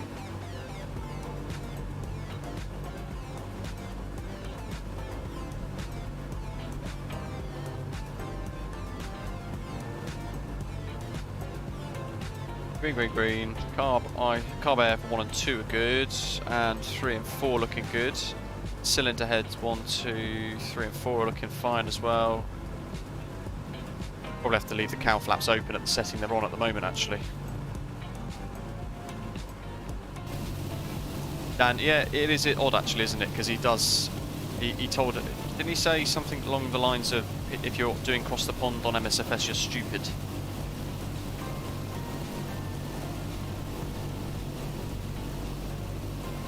Oh yeah, EasyJet Sim Pilot's not a real pilot. He's just a flight simmer. Like me. Bernie, good night. Have a good one. Hope you've enjoyed it. Hope you've enjoyed the photogrammetry. Well, I said the photogrammetry. I mean the updated satellite data here at Australia. There's a big old wind farm down there. Dirty2 saying somewhat turbulent over Tasmania. Mountains off in the background there as well.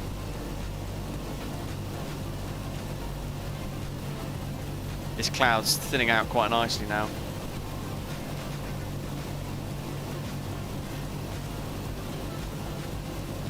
Travis, does the artificial flight engineer still try to kill me? You know what, touch wood, it's been okay.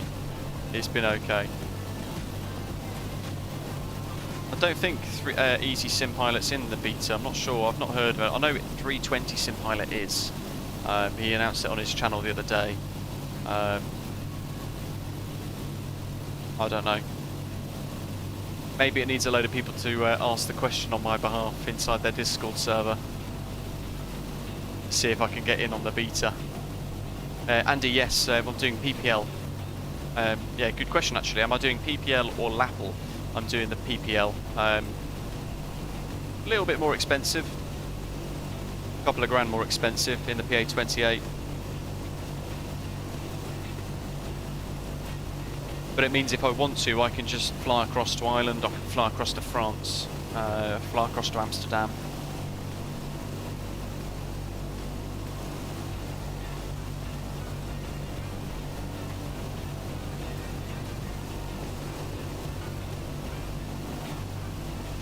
Yeah, Travis, I think David Bartley actually, hello to you, in the live chat, was saying when we were doing the Oslo to Bodo stream that perhaps during our departure out of Oslo we didn't quite get, yeah, it's stunning, isn't it, John? We didn't quite get the sequence of events that it expected for the artificial flight engineer to continue its flow. But we did say actually on departure, didn't we, that it was a bit weird that takeoff seemed very laboured and very slow. This is completely fine. It's been wonderful today actually, and it's, as I remember, the DC6 just thoroughly enjoyable. You can't really, you've got to manage things, and you've got to watch things every now and again, and fiddle around with oil pressure like we did a minute ago. As Matthew's saying there, part of the reason I've loved the aircraft for years, it's got a fantastic amount of system management. Yeah, and this is my first introduction to PMDG. I'd not flight simmed for years and years, of course, so their first product for MSFS was the first experience for me of a PMDG product, and it's blown me away with how detailed and complex it is. It's wonderful. Ryan, I need to put more of the real-world videos up when I go flying, so I'm hoping once I start doing my solo navigation, I'll stick my GoPros and everything off. Oh yeah, Matthew, thanks.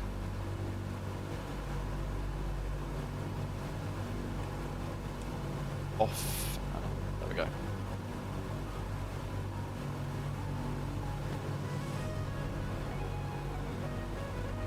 But during training, of course, I can't really be videoing my flights. It'd have been a great video yesterday, you guys would have loved it. We were doing spiral dive recovery, amongst other things, and it was brilliant fun. Look at this photogrammetry now, these farms down below. That's remarkable. How far have we got? 72, and we need 34, no 38 DME to read there for us. I reckon it's 18 minutes, wow. Swivel around. Yeah, I reckon you guys could help me try and get access into the Fenix Sim beta, perhaps. There's a weird glitch in the matrix down there, look. Big old square. Look at that, that's quite cool.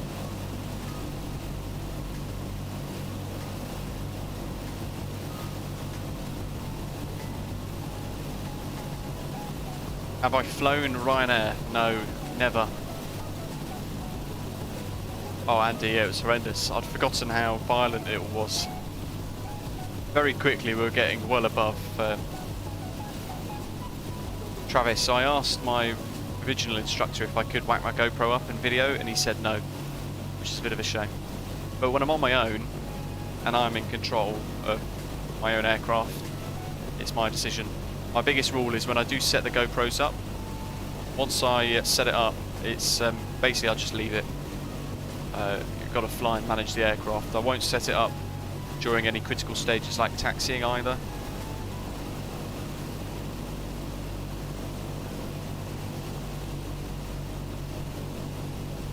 I'm looking forward to bringing you guys some real flying videos with some wing views, some cockpit commentary, some ATC and everything as well. It's going to be quite exciting. Not too long to go, I don't think. Why would they say no? You know what, I'm not sure. I think... yeah, I don't know. Once I start going on to navigation training, though, I might actually give it a go. Elias, what's my favourite aircraft, Boeing or Airbus? So, good question. Not entirely sure which out of the two, to be honest.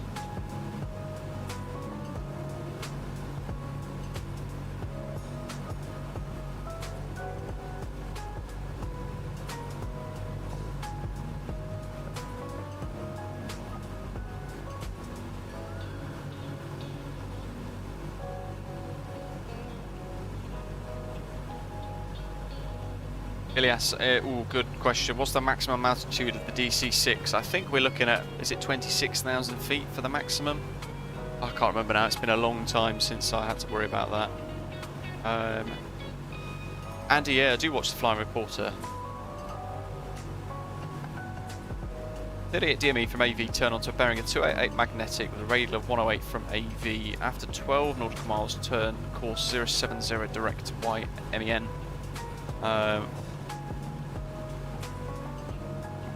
Probably look at Navigraph actually at this point in time. There's our progress at the moment. YMEN, no star charts. We're going to be doing an approach into runway 17. Now, the only thing is, this is an RNAV approach chart. We don't have RNAV in this.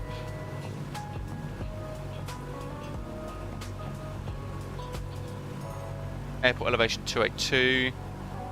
So basically it's going to be a visual approach for us, but I'm going to try and use this as a bit of a reference point. We've got Melbourne International YMML there. And if I refresh the METAR to the latest METAR, YMEN, winds are currently 140 at 11 knots. So it's becoming more of a crosswind. And I remember last time this didn't enjoy crosswind that much. But effectively we're going to be coming in, I might use this river here as a bit of a reference point, or a bit of scenery. Where are we? We could fly over towards actual Melbourne. So we could break off here at Lloyd, where this river is. Where's the squiggly river actually? That. So we could get to the river at Avalon, and we could just fly direct towards the coast. We could overfly Melbourne CBD for a bit of a visual, nice little bit of scenery perhaps, and then we could head north and then come around to commit to an approach at Essendon, which is in the city.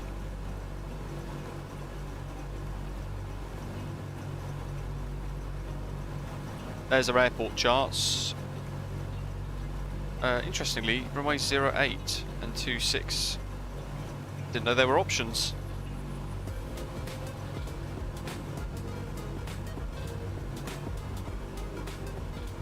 Is it closed in real life? We haven't got the charts for it.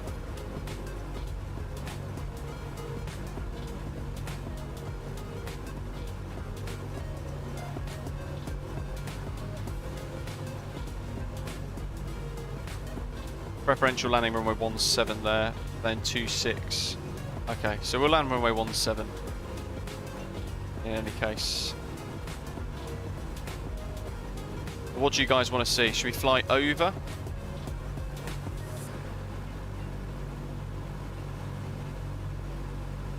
We fly over the city of Melbourne?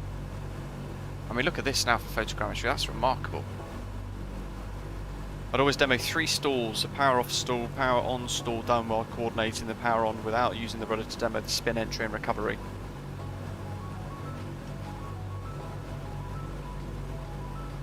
So we didn't do spins, we did spiral dives, because they've taken spins out of the syllabus now. Commentator, it's remarkable, isn't it? Little ironic you're able to film on your own because no one can say no, but when you're under supervision you're not allowed. Yeah.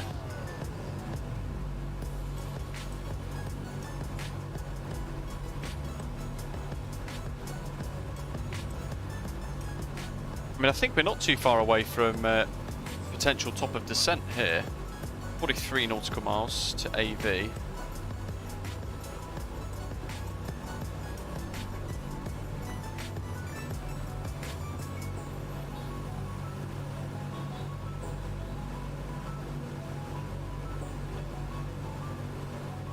You can actually see the OBS needle moving in slightly as well. Ian wants a little fly over the Melbourne CBD.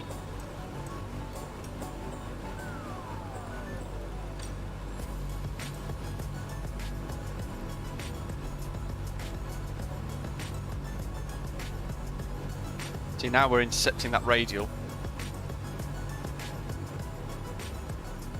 So I could click localizer in a second. And I think it should take us...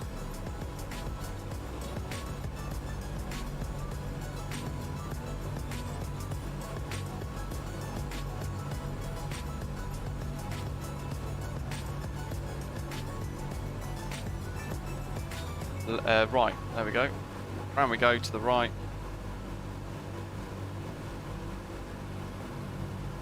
Whoa, we're getting closer towards 100 likes, guys. Keep smashing that like button down below if you are enjoying today. So now we're flying inbound Avalon VOR 1161. We've got 38 DME.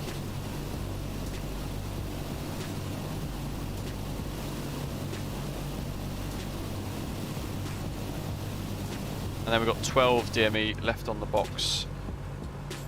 So actually we've completed that turn quite nicely there, look, almost 38.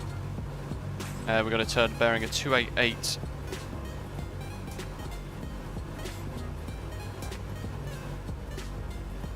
From AB. Radial 108.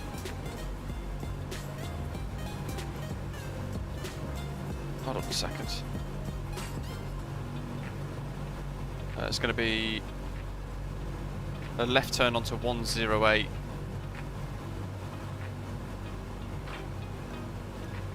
Sorry, 070, direct to YMEN.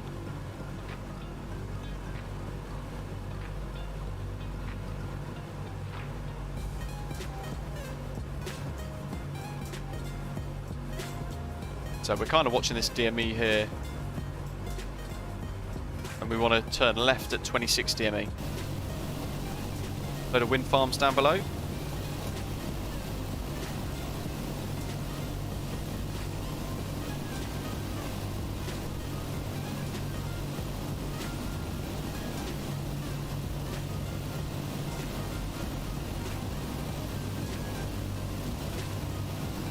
Should be starting to approach the coast. I don't think we'll be able to see it with the cloud base as it is.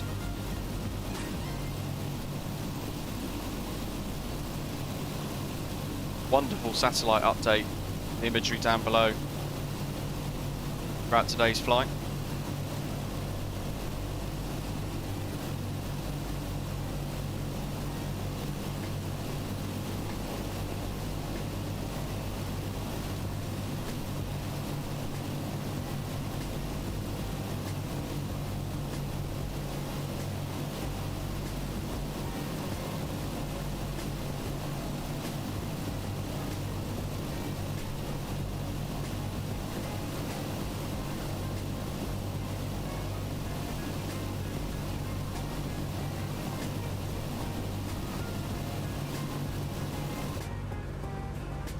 Ryan, so what are your thoughts between the physics between this Microsoft Flight Simulator, P3D and X-Plane? Well, you get a lot of explainers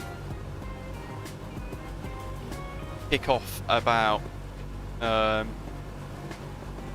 flight dynamics in MSFS and all that sort of stuff, but 26 DME, we need to start turning now.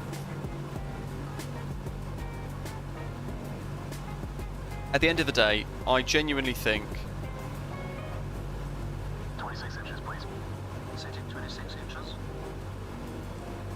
I genuinely think it's quite nice. Get the nose down. I think the physics can be quite good in MSFS. It depends on the add-ons. 26 inches set. Descent checkpoints, please. Altimeters and flight instruments. Cross-check. Right. 1018. 1. Engine low is low. Low. Descent checks are complete.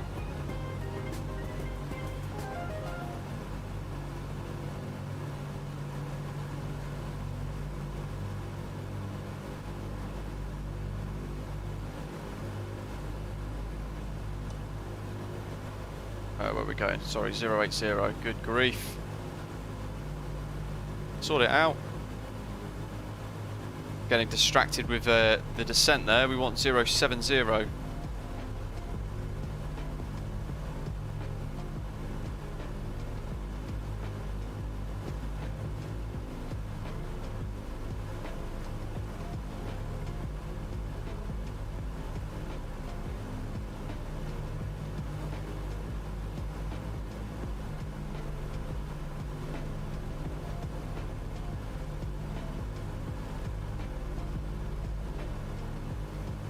Have an RS, hello to you, welcome.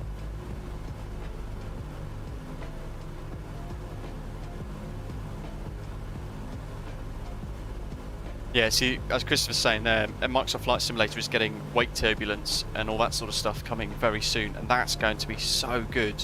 It's going to be remarkably accurate, hopefully, as well. It's going to be remarkably realistic, I should probably say. We don't even have a VOR for MEN, do we? So how do we track? I know. YMML.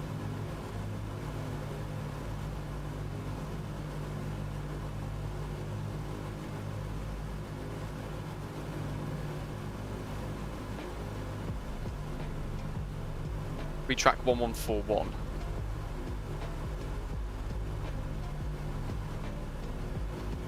That is to Melbourne International. So actually I want to come right slightly.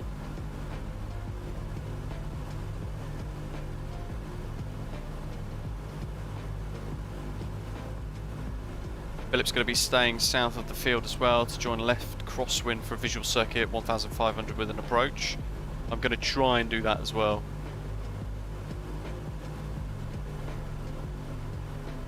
Yeah, that's the most frustrating thing in MSFS, especially in a crosswind. You'll notice that as you're trying to fly a bit of a nice little touchdown,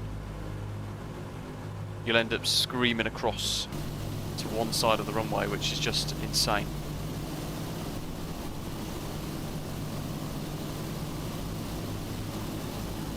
Hopefully, we've got a couple of people behind us because I want to see what it looks like. With touchdowns and that sort of thing.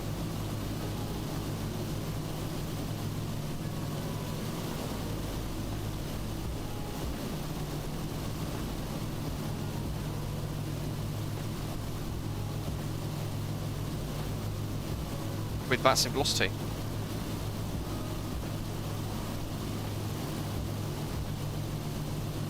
CPU load would be insane for wake turbulence in VATS. It would, especially across the pond or something mega like that. That'd be insane, wouldn't it? So I've set Melbourne 1141 as a bit of a VOR for us to track. We're heading towards the CBD now, but actually I want to descend a bit more, probably a bit quicker.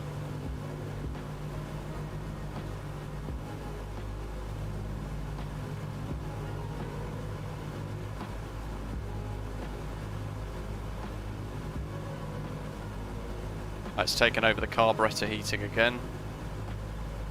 I'll just leave it as it is, I think.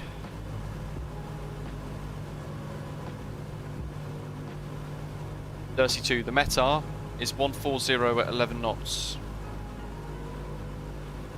Although it's probably going to update in about 2 minutes.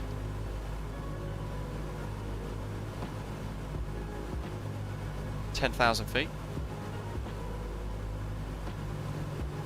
Cornelius just started a cool journey with the DC6 from Oslo's old Fornebu airport to Kai Tak, 8 legs, currently in Geneva. The next flight to Rome, then Athens. Wow, that's a heck of a journey. That's fantastic.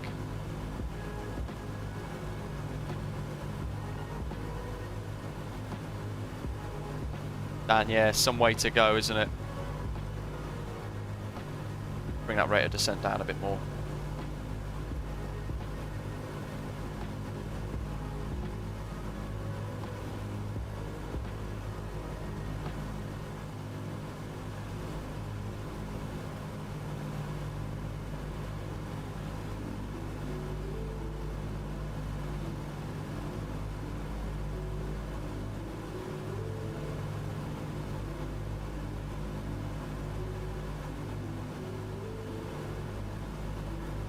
Go for a little bit of a right turn here.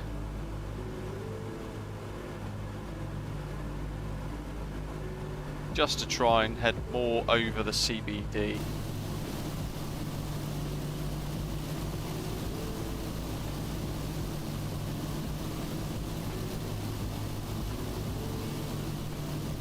Post the visual approach in Discord crew room chat. Ooh. Let me bring it up on my phone.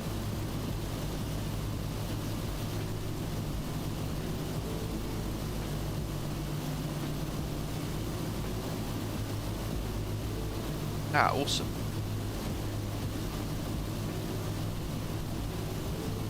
You reckon around about 1,500.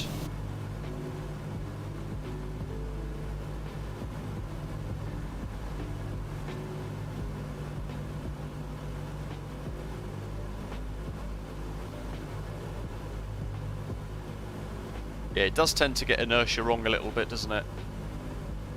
Melbourne City Pack down here somewhere. If we do see the CBD, it might need to come down a bit quicker actually.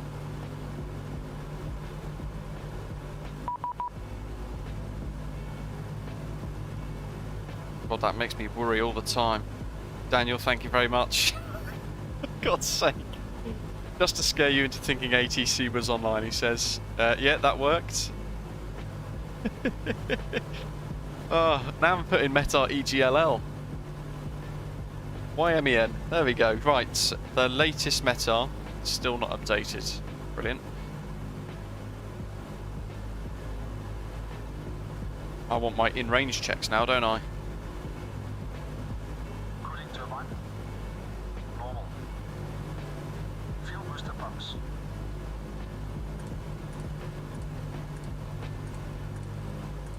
On low. Fuel tank selectors. Mains on, crossfeed off. Hydraulic bypass valve. Down. No smoking signs. He's clicking things On. like that. In-range checks complete. I'm trying to work out what on earth they mean.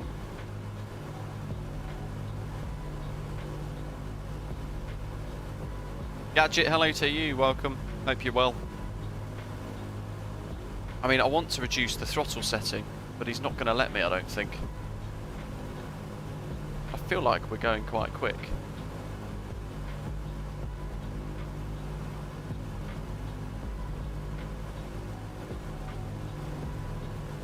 Let's get rid of the music, because I am probably going to end up forgetting most of everything I want to do. There's Melbourne CBD.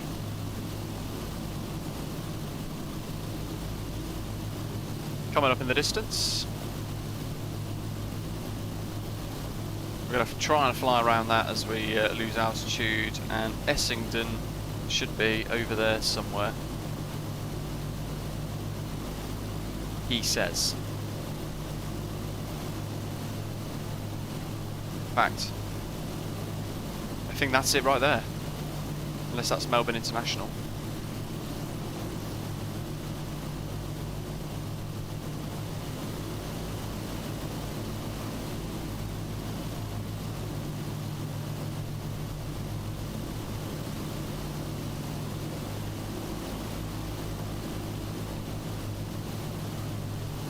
Brian, good afternoon, welcome.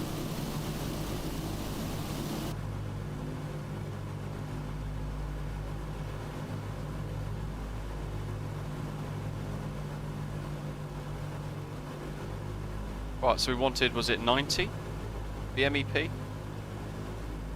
Something like that, isn't it? Between 60 to 100, I think somebody said once. Let's bring it down to about 70, that should help us get down a bit quicker. Tathira, hello to you, welcome. I don't know of any performance issues with the PMDG DC6, but I think they've fixed most of it. The only things I've been noticing today is, I mean, look, we're getting close to the Melbourne CBD, and the performance is shocking.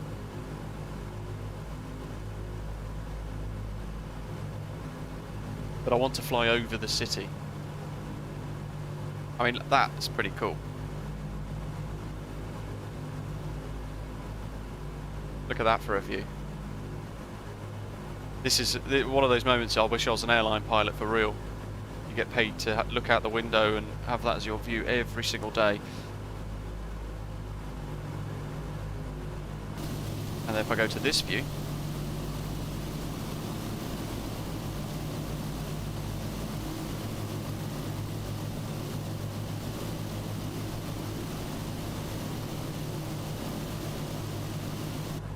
so we need to turn left here. Oops. That leather's rather nicely detailed, isn't it? 5,000 feet.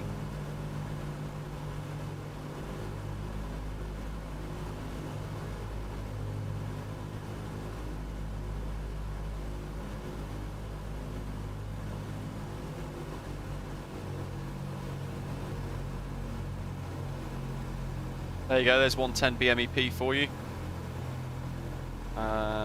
Where's my cursor? Because we need to level off on the turn.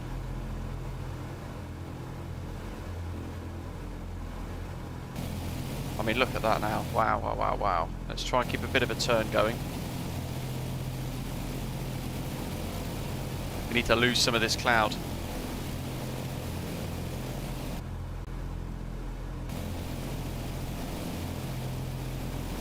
Here we go. Come on, that cloud's thinning. Need a pocket of cloud.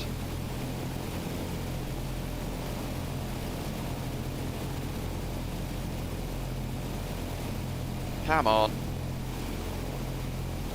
So close to just bursting through. Here we go. Look at this.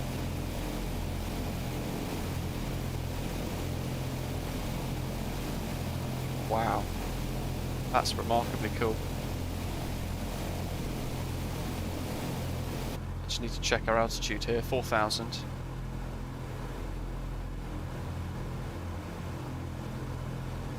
Essendon is... Ah, where's the power? There's the airport. Essendon traffic. Ansett 231 is descending. Left downwind, expecting runway 17 approach visual.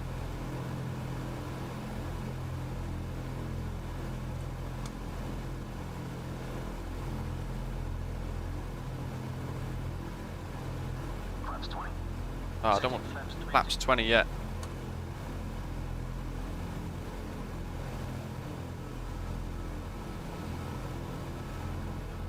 It's still way too high, so I'm going to extend downwind by quite a lot. There's Melbourne. And this is now Australia photogrammetry, or the satellite imagery update. It looks so good from this altitude.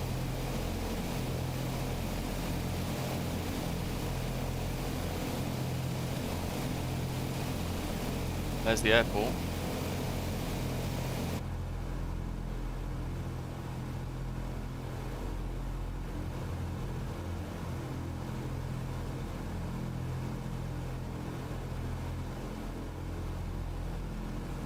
Going to reduce the rate of descent now. Oops. Got fat fingers over here.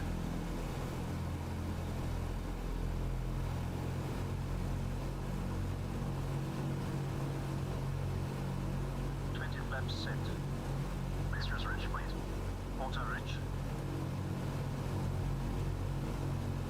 Mixtures set. Gear up and down, please. Gear up and down.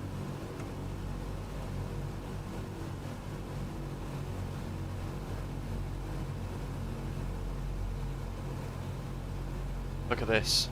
Wow. It's remarkable, isn't it? The views. What a remarkable world update. 3 greens. Routes. 2400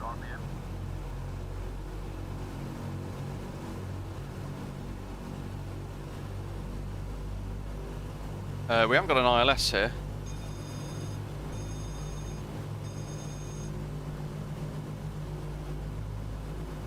Craig, hello, welcome. RPM set. Cow flaps. +3 degrees. Cow flaps set. ADI off. ADI is off. Landing lights. Speed good. Extending lights.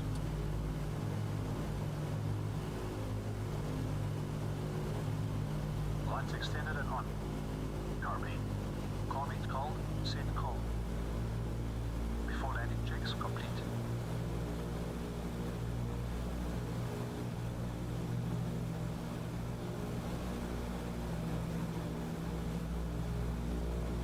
Cliff RF, hello to you, welcome.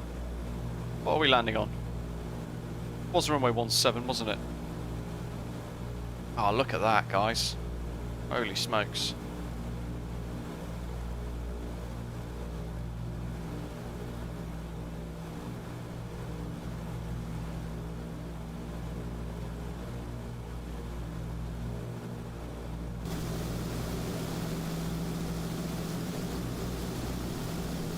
Melbourne International over there.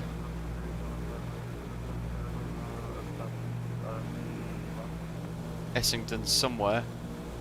Can't bloody see it though now.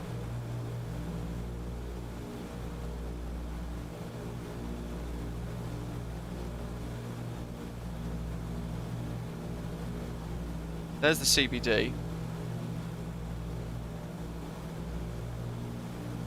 Oh, there's the runway. Got it. How far are we, do you reckon? Essendon traffic. Ansett 231 is a DC6, 2,000 feet. Currently long finals 10 miles, runway 17 visual approach. Essendon traffic.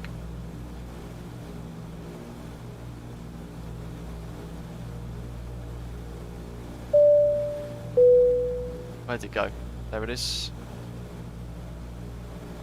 Okay. Here we go.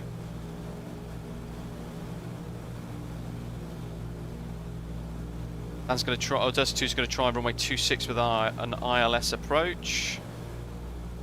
We're at 120, aren't we? What was our weight? I think we're looking at about 170 something, aren't we? We'll say 75. 128 approach. 128. BREF 99. 36 VSO.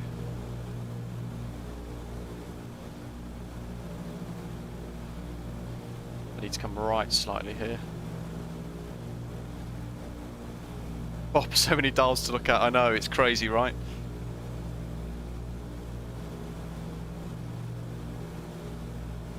And the thing is, this is entirely visual for us now. Oh, flight recorder.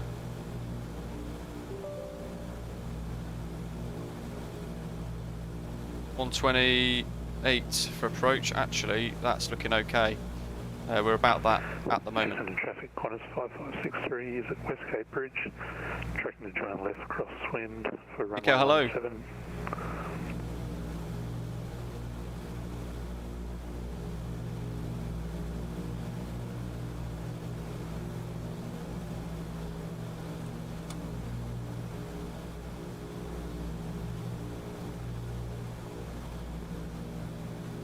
Oh, I don't want positive.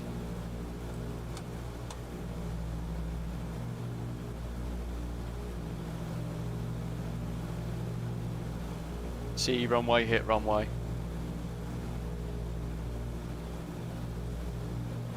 feel like we're very high.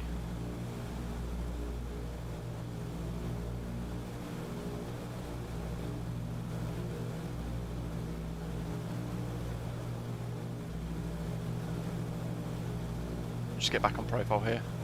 Essendon traffic, Ansett 231 is short finals runway 17 to land. Report vacated Essendon traffic. Right, we're getting back on the profile. I feel like my view is a little bit overly down, which is a bit strange.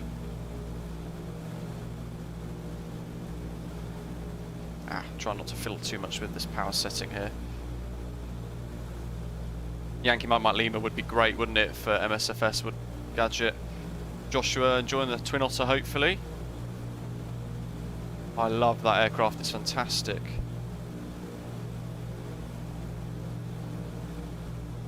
Oh. It's an 11 knots wind, but it's half of it is a crosswind.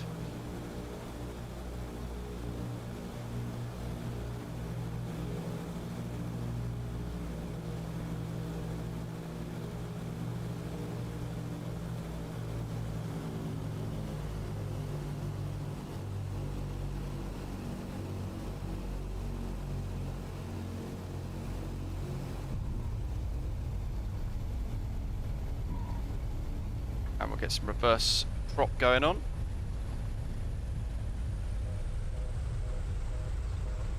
Oh my god.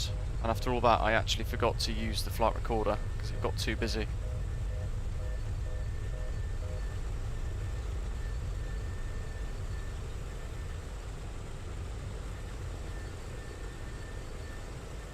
Where are we going? Left?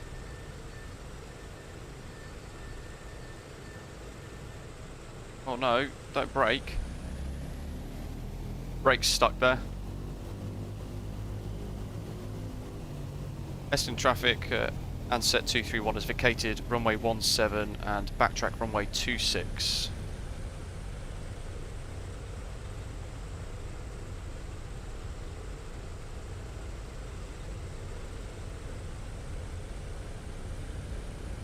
Well, it's a theory. That's the ideal, isn't it?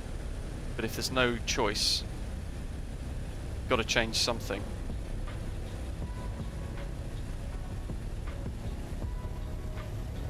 Get it through that power setting.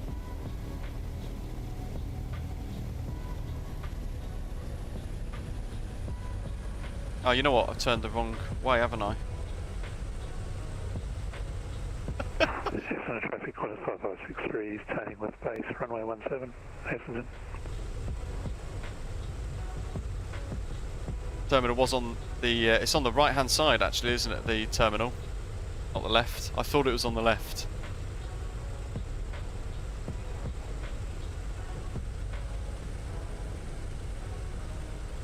Straight, and I forgot the flight recorder mod though.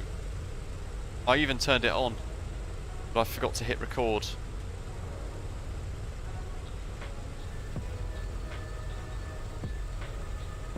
After landing checks.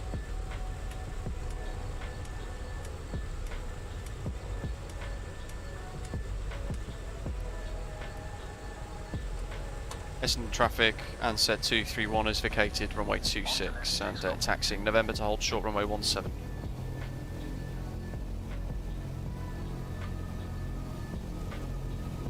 That's a good way of summarising it, Matthew. Don't stall an aircraft because the manual tells you to keep a power setting.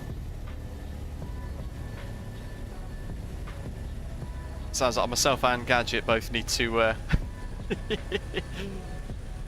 go and get our left and rights again sorted out. There's the wrong button again. 5563, short final, runway 17.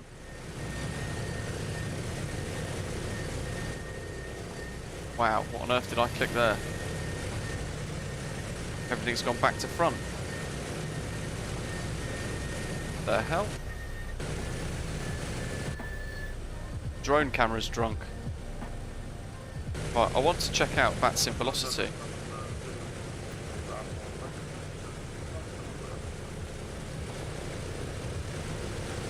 This is Orbex's Essendon, by the way. There's Philip, Cessna Grand Caravan.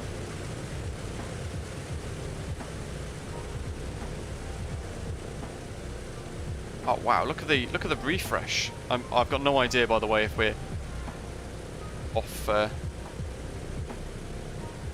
the taxiway or taxiing on grass or anything. But look at that. That's a great server speed. It's updated wonderfully. Oh, look at that. We're off on the grass. Ah, well, it's worth a watch, wasn't it? Because then we got to see Philip. Oh. There's a Volanta thingy. Is that an error cache? Oh my god. I promise you I've not had gin.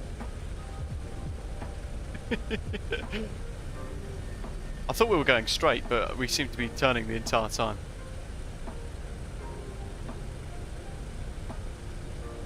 Essendon traffic, Ansett 231 is crossing runway 17 via November and will report vacated. Drone camera's drunk. Pilot seems drunk. There's a TBM. Runway 17.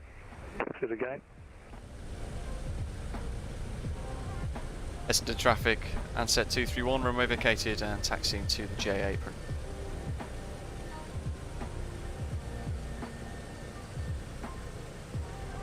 Where should we go? Do we do these shutdowny checks? There we are. Get this door open.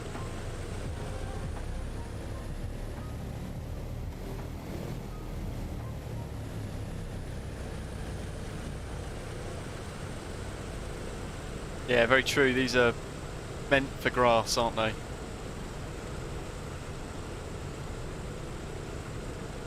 Let's see. I reckon swing a right turn.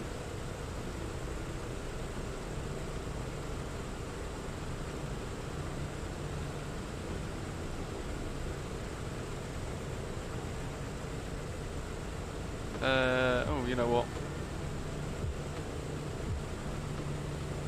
I'll just stop there.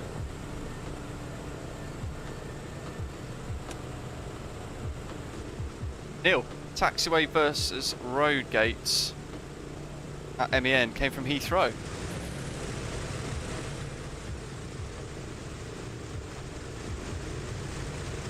What do you mean?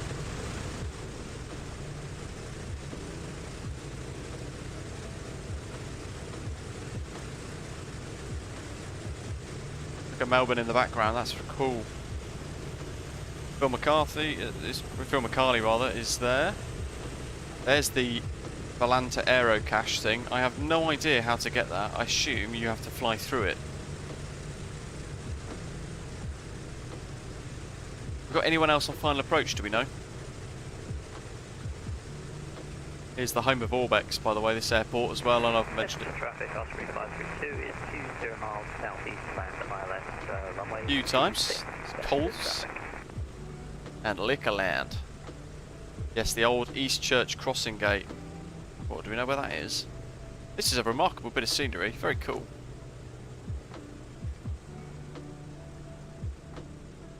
So Orbex is based here somewhere, probably in one of these buildings.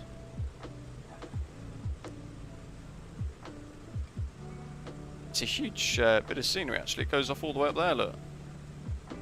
Mitsubishi and Nissan car garages down there, Land Rover, Hyundai, MG, Essendon Ford, used cars, Mazda, BMW, wow.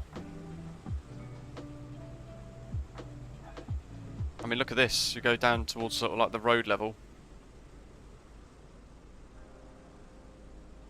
Volanta Aero Cache. It's like a thing you fly through, I think, and it records on your Volanta, so that you've obtained it.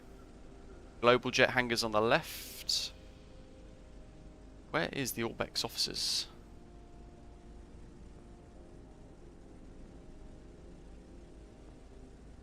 There's the threshold for 1.7.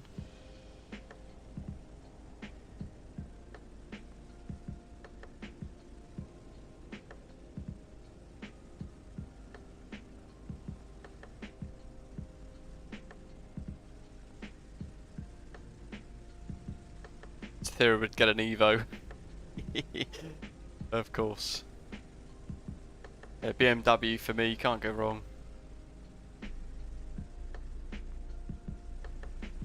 Essendon Airport Centenary, 1921 to 2021, that's quite cool. Gates to protect the airside from the landside was sold to MEN Airport. That's remarkable. Linfox.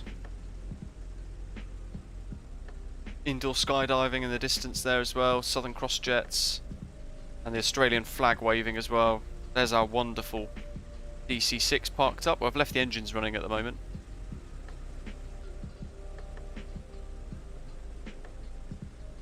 Dan Murphy's Liquor.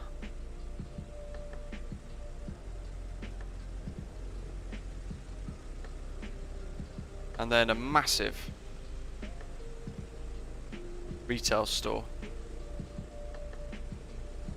Christ. Literally right on the perimeter fence.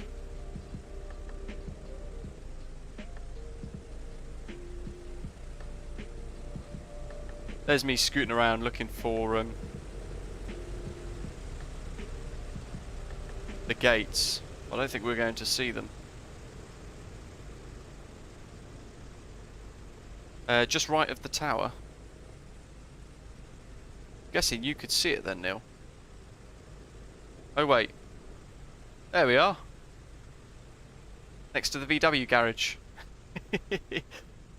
Is that them?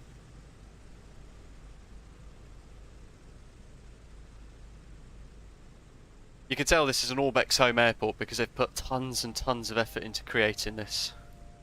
There's a lot of little detail. Right, where are... Oh, hold on, actually, he wasn't flying, he was flying 26, wasn't he? Is he on a runway 26 approach?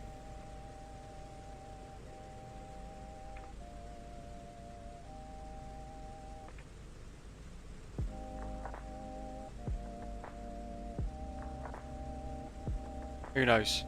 Let's do the screenshots quickly into Volanta, we get those put on.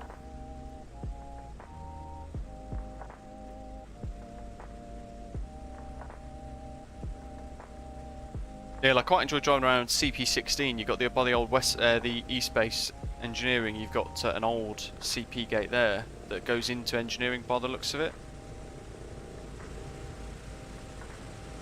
Essendon traffic, Osprey 532 established on the localizer for runway 26, 10 miles to run. We'll descend via the glide path, Essendon traffic. There we go. You know what? Let's go to zoom mode. Let's go quick time. It would be remiss of us to not use the car park as if we're watching proper.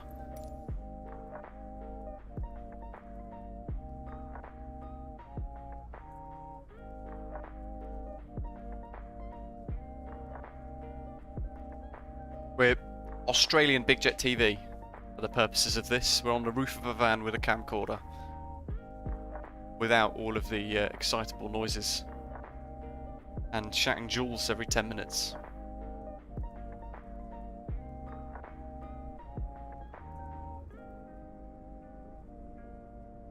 But while we're waiting, we can... What was he? 10 miles, wasn't he? Parking. There we go. I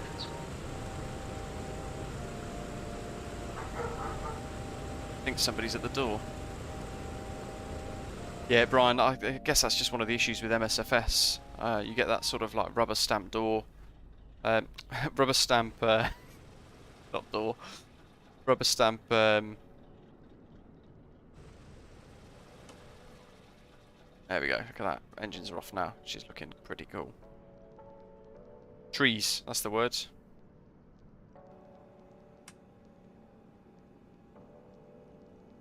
Ramp manager, we want chocks.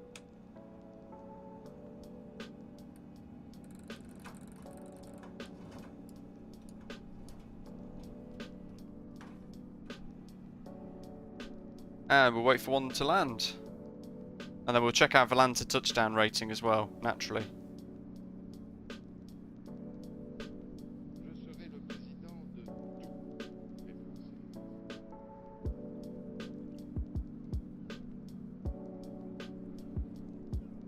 I think this is Dursey 2 on final approach. Somewhere.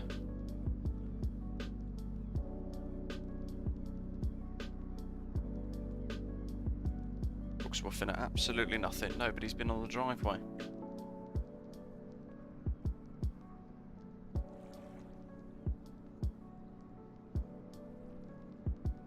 Here he comes. I can see his engines now.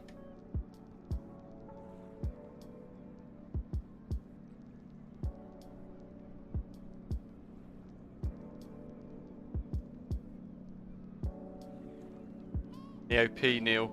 Is it in engineering still having a load of struts and things checked? Here he comes. Possibly the first Osprey Airways A320neo touching down at Orbex Essendon. You can download this livery via our website, britishavgeek.com, if you do want to get your hands on it. Created by Tapsy.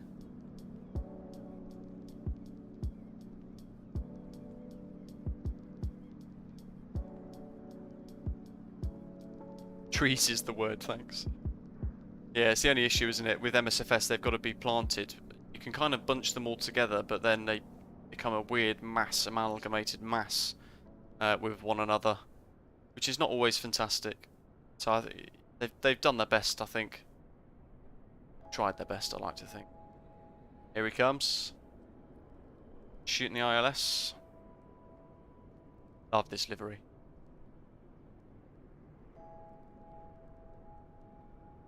This is Gimme Shelter.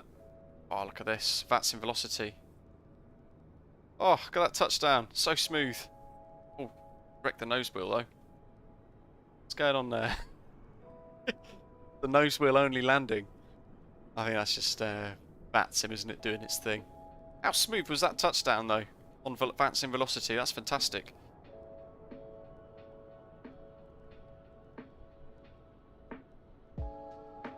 Gimme Shelter, this is Asobo's Essendon Airport for Microsoft Flight Simulator.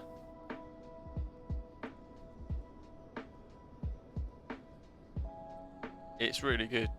Actually very nice indeed. Not quite sure there's a white windsock. I'm sure someone will know. There's a double windsock there. One glow in the dark.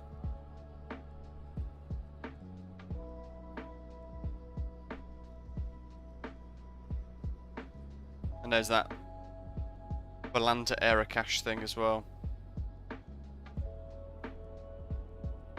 Those will definitely wanted to be in the cabin.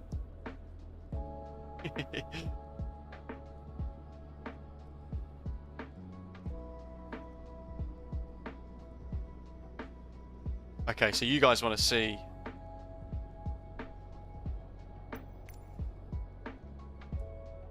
our touchdown rating here on Volanta.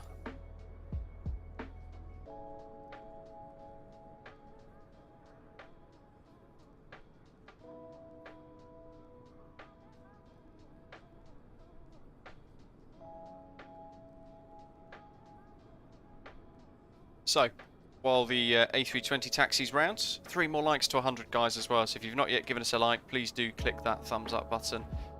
It is Volanta. So review the flight, and you can see our routing, tracking VORs along the way. A little bit there where it went a bit messy. It wasn't quite tracking the localizer to Mount Gambier at all. So we had to fly that entire section on heading mode. Load of screenshots along the way. There's us tracking the VOR towards Avalon Airport here. So we're tracking that VOR, this little leg of the flight, before then heading off. It went a bit messy again here, but that's because I got distracted with trying to descend. But we effectively flying over Melbourne CBD, then we turned left, north over the West Great Freeway Bridge. Then fly an extended downwind as we descended runway 17. And then we made not the smoothest final approach, but we got down. Landing rate of 303 foot per minute and 1.03 G, so that's alright actually, not too bad at all. Landing speed of 98 knots, and actually 99 knots was our target speed. So I'll take that, that's pretty good, I'm happy with that. And fairly accurate as well, because we touched down, where is it? Zoom on in. We touched down fairly close to that touchdown aiming point as well, and not too far off that centre line. Just trying to chase it as best as possible.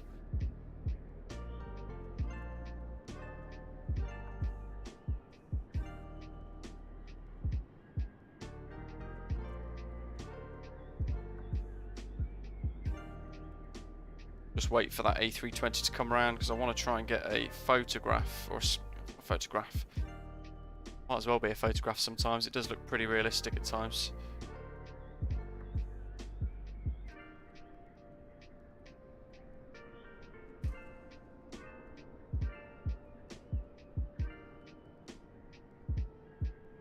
Hopefully he plonks it right there.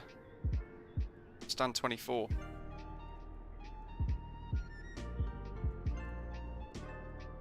Got anyone else? There was a TBM here earlier, wasn't there?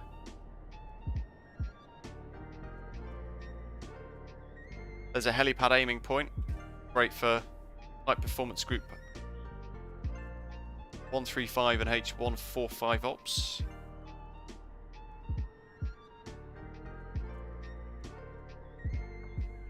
Where's he going? Do you need me to do that, sis? I have no idea if you have the scenery or not. I'm going to assume yes, because you're on point for 25 there. I'm going to assume yes, you do. Let's see, let's try and get maybe the other way around here. Love these new liveries for the channel, that's fantastic. There we go.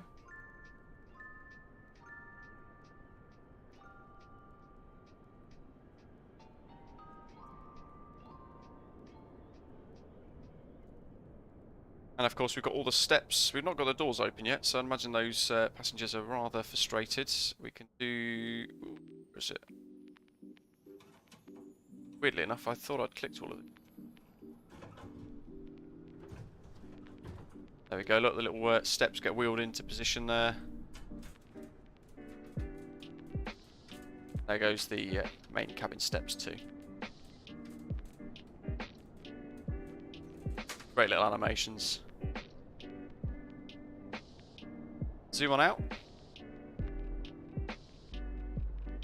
There we go. I'm going to put a selection of the screenshots into onto Twitter, Instagram, that sort of thing as well. And as always, I'll smack a load of them onto Discord as well and spam the flight sim screenshots area.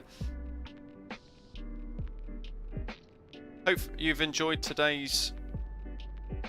Oh yeah, Christopher, we should have added the raccoon mask. Maybe that's something I can request. I like a raccoon mask. Anyway, I hope you've enjoyed today's live stream, and very warm welcome on board to K Planes, Devin, John, Willie, King TML, Attila, Luan, for hitting that subscribe button down below, and Ashley and everyone else for the tips throughout today's journey. Thank you as well to Ashley T for creating today's route. We've been given the route thanks to Ashley's suggestion, and actually created a PDF document which I was able to follow throughout today. All of the different VORs, the radials, magnetic headings and that sort of thing to follow through today. Don't forget to hit that like button if you've not done so already down below. Check out BritishAvGeek.com, and if you want to get your hands on some of our amazing merchandise, then just click the link in the live chat today, the pinned message showing the I think it's the Australian flag sticker at the moment for those of you in Australia. And share your thoughts if you're watching this post stream in the comments below, what you think of the Australia World Update and that fantastic new landscaped satellite imagery. It looked quite spectacular actually, the best I've seen so far for a World Update. And join us over the next few weeks. We're going to be flying the H145 helicopter, and probably we'll dive back into the CRJ. That's been a little while coming as well. Thank you very much for watching, and I hope to see you next week. Enjoy the weekend ahead, and we're probably going to be doing a little stream tomorrow morning at about 10:30 Zulu, so do keep your eye out on the channel for that too. Thank you very much for watching, and I'll see you soon. Take care.